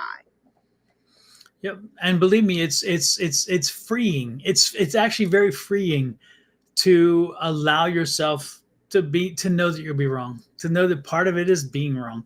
And so it's like, wow, how did that work? I never, that's never been part of me, and yet I'm okay with it. It's like, wow, that's kind of, it's really, it's like it still hurts when somebody tells you, no, that's not me. Oh that yeah. doesn't resonate. You're like, what? I'm not right. And so this is me. Oh, well, I must not be connected with you. I'm just going to disconnect from your energy because obviously I'm not reading you correctly. Because now you done made me mad. Like I'm giving you this image and it could be that you're just not connecting with this person or they don't realize what you're saying yet. Yep. And so I just say, well, you know what? Maybe I'm not connecting with your energy. I'll disconnect. Yep. And again, sometimes you're premature with your information. And so you plant the seed, you give it to them and say, you work it over, you deal with it. And then a week down the road or a few days down the road, they're like, oh, I get it now. The light comes on. But at the moment, because they were looking for a different kind of read, or they were looking for what they wanted information wise to come, they couldn't grip that. They couldn't change. They couldn't pivot to see other part of their life until all of a sudden they're like, oh, wait a minute. Darn, that was so obvious. And I myself am guilty of that because I went to see John Edwards. And John Edwards was talking, and as he's coming along, John Edwards is a medium, and he's very well known. He had a TV show nationally, on and on. And John Edwards tells you, if you called on, do this, this, and this. I'll be damned, when he called on me, I knew I was going to do this. I didn't, and I was like, and I'm thinking, what? And he's like, no, don't give me information. Don't feed the reader. And I'm like, damn, he even said this, and I can't believe I just did that. So it's fascinating how this works. But again, go in knowing that part of the wrong is getting it right, and that's the ultimate thing, which is nice. So everybody's invited. This is the email address down over there. That's the email address. Send me an email, and I will send you a link. You'll start at 6 p.m. Exactly, and it is. We laugh a lot, and we support each other like a family. and we grow. People come in, people leave, people come back. It's just a family. And it's very diverse. You're going to find every race, sex, creed, color, whatever. It's like, because again, All across the country, South Africa, Ireland, India, everywhere. yeah. So And they're we love it. We just be in class like, oh my gosh, John, did you see we had 15 people today? Did you see we had 20 people today? It's so nice. exactly. Red Pill, I have something for you really quick. You Mhm. said, hi there, can I be added to the list? As soon as I read Red Pill, they showed me you with water up to your neck. So you're about to be, you're struggling to keep your head above water. So either your business is going under or you're in a financial situation that you feel like is overwhelming you and you're fighting to keep yourself afloat. But they said, just stand up. Like you're fighting the water and the waves to try to keep it from overwhelming you. But if you just stand up, stand tall in who you are, you'll see that you're taller or you're bigger than the problems that you're going through. You're making it, you're overthinking it, and you're making yourself work harder than you have to. Like you're doggy pedaling when all you have to do is stand up and see the situation for what it is and know that it's time to move on. You're in an emotional situation because it's water, but it's daytime. And they're like, if you just stand up, first of all, you'll get your footing. And if you just walk out of the water, you'll be out of this emotional situation. So you're dealing with an emotional situation. It's either finances or it's a job. It's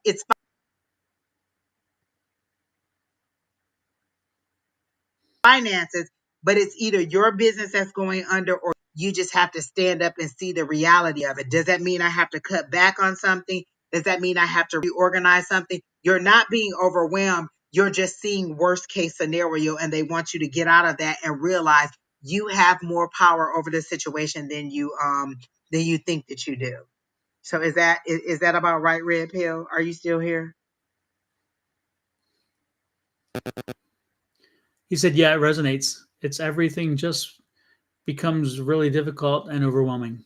Because you're thinking about it like this. Oh, I have to cross the street. I have to get from this side to this side. Well, what if that car hits me? What if that car turns? What if the light turns green while I get across? What if I drop my bag? You're thinking of every single situation that could happen and you're overwhelming yourself with the situation. Whereas if you just take the steps and walk across the street, you'd make it across the street before the light turned green and you'd be fine. But you're paralyzing yourself by thinking of every single thing that could go wrong because you've had some hardships before. And you're like, well, what if this happened? What if that happened? Well, what if none of those things happen and you get exactly what you wish for? What if you set your intentions because it's the 1010 portal tomorrow and you say, you know what? I want to get a new job by the end of the month. I want to have an interview. I want to make $25,000 more. I want to get more business. I want to develop this product. I want this. What if you make a list of those things for the 1010 portal, set your intentions, and then by the end of the month, you actually achieve those things because you're dwelling on the things that you want versus the things that you don't want. Because they're showing me the 5 of Cups. Instead of the 5 of Cups being up, it's to the side because you're making yourself dwell on what you don't have. With the 5 of Cups, you're dwelling on your loss.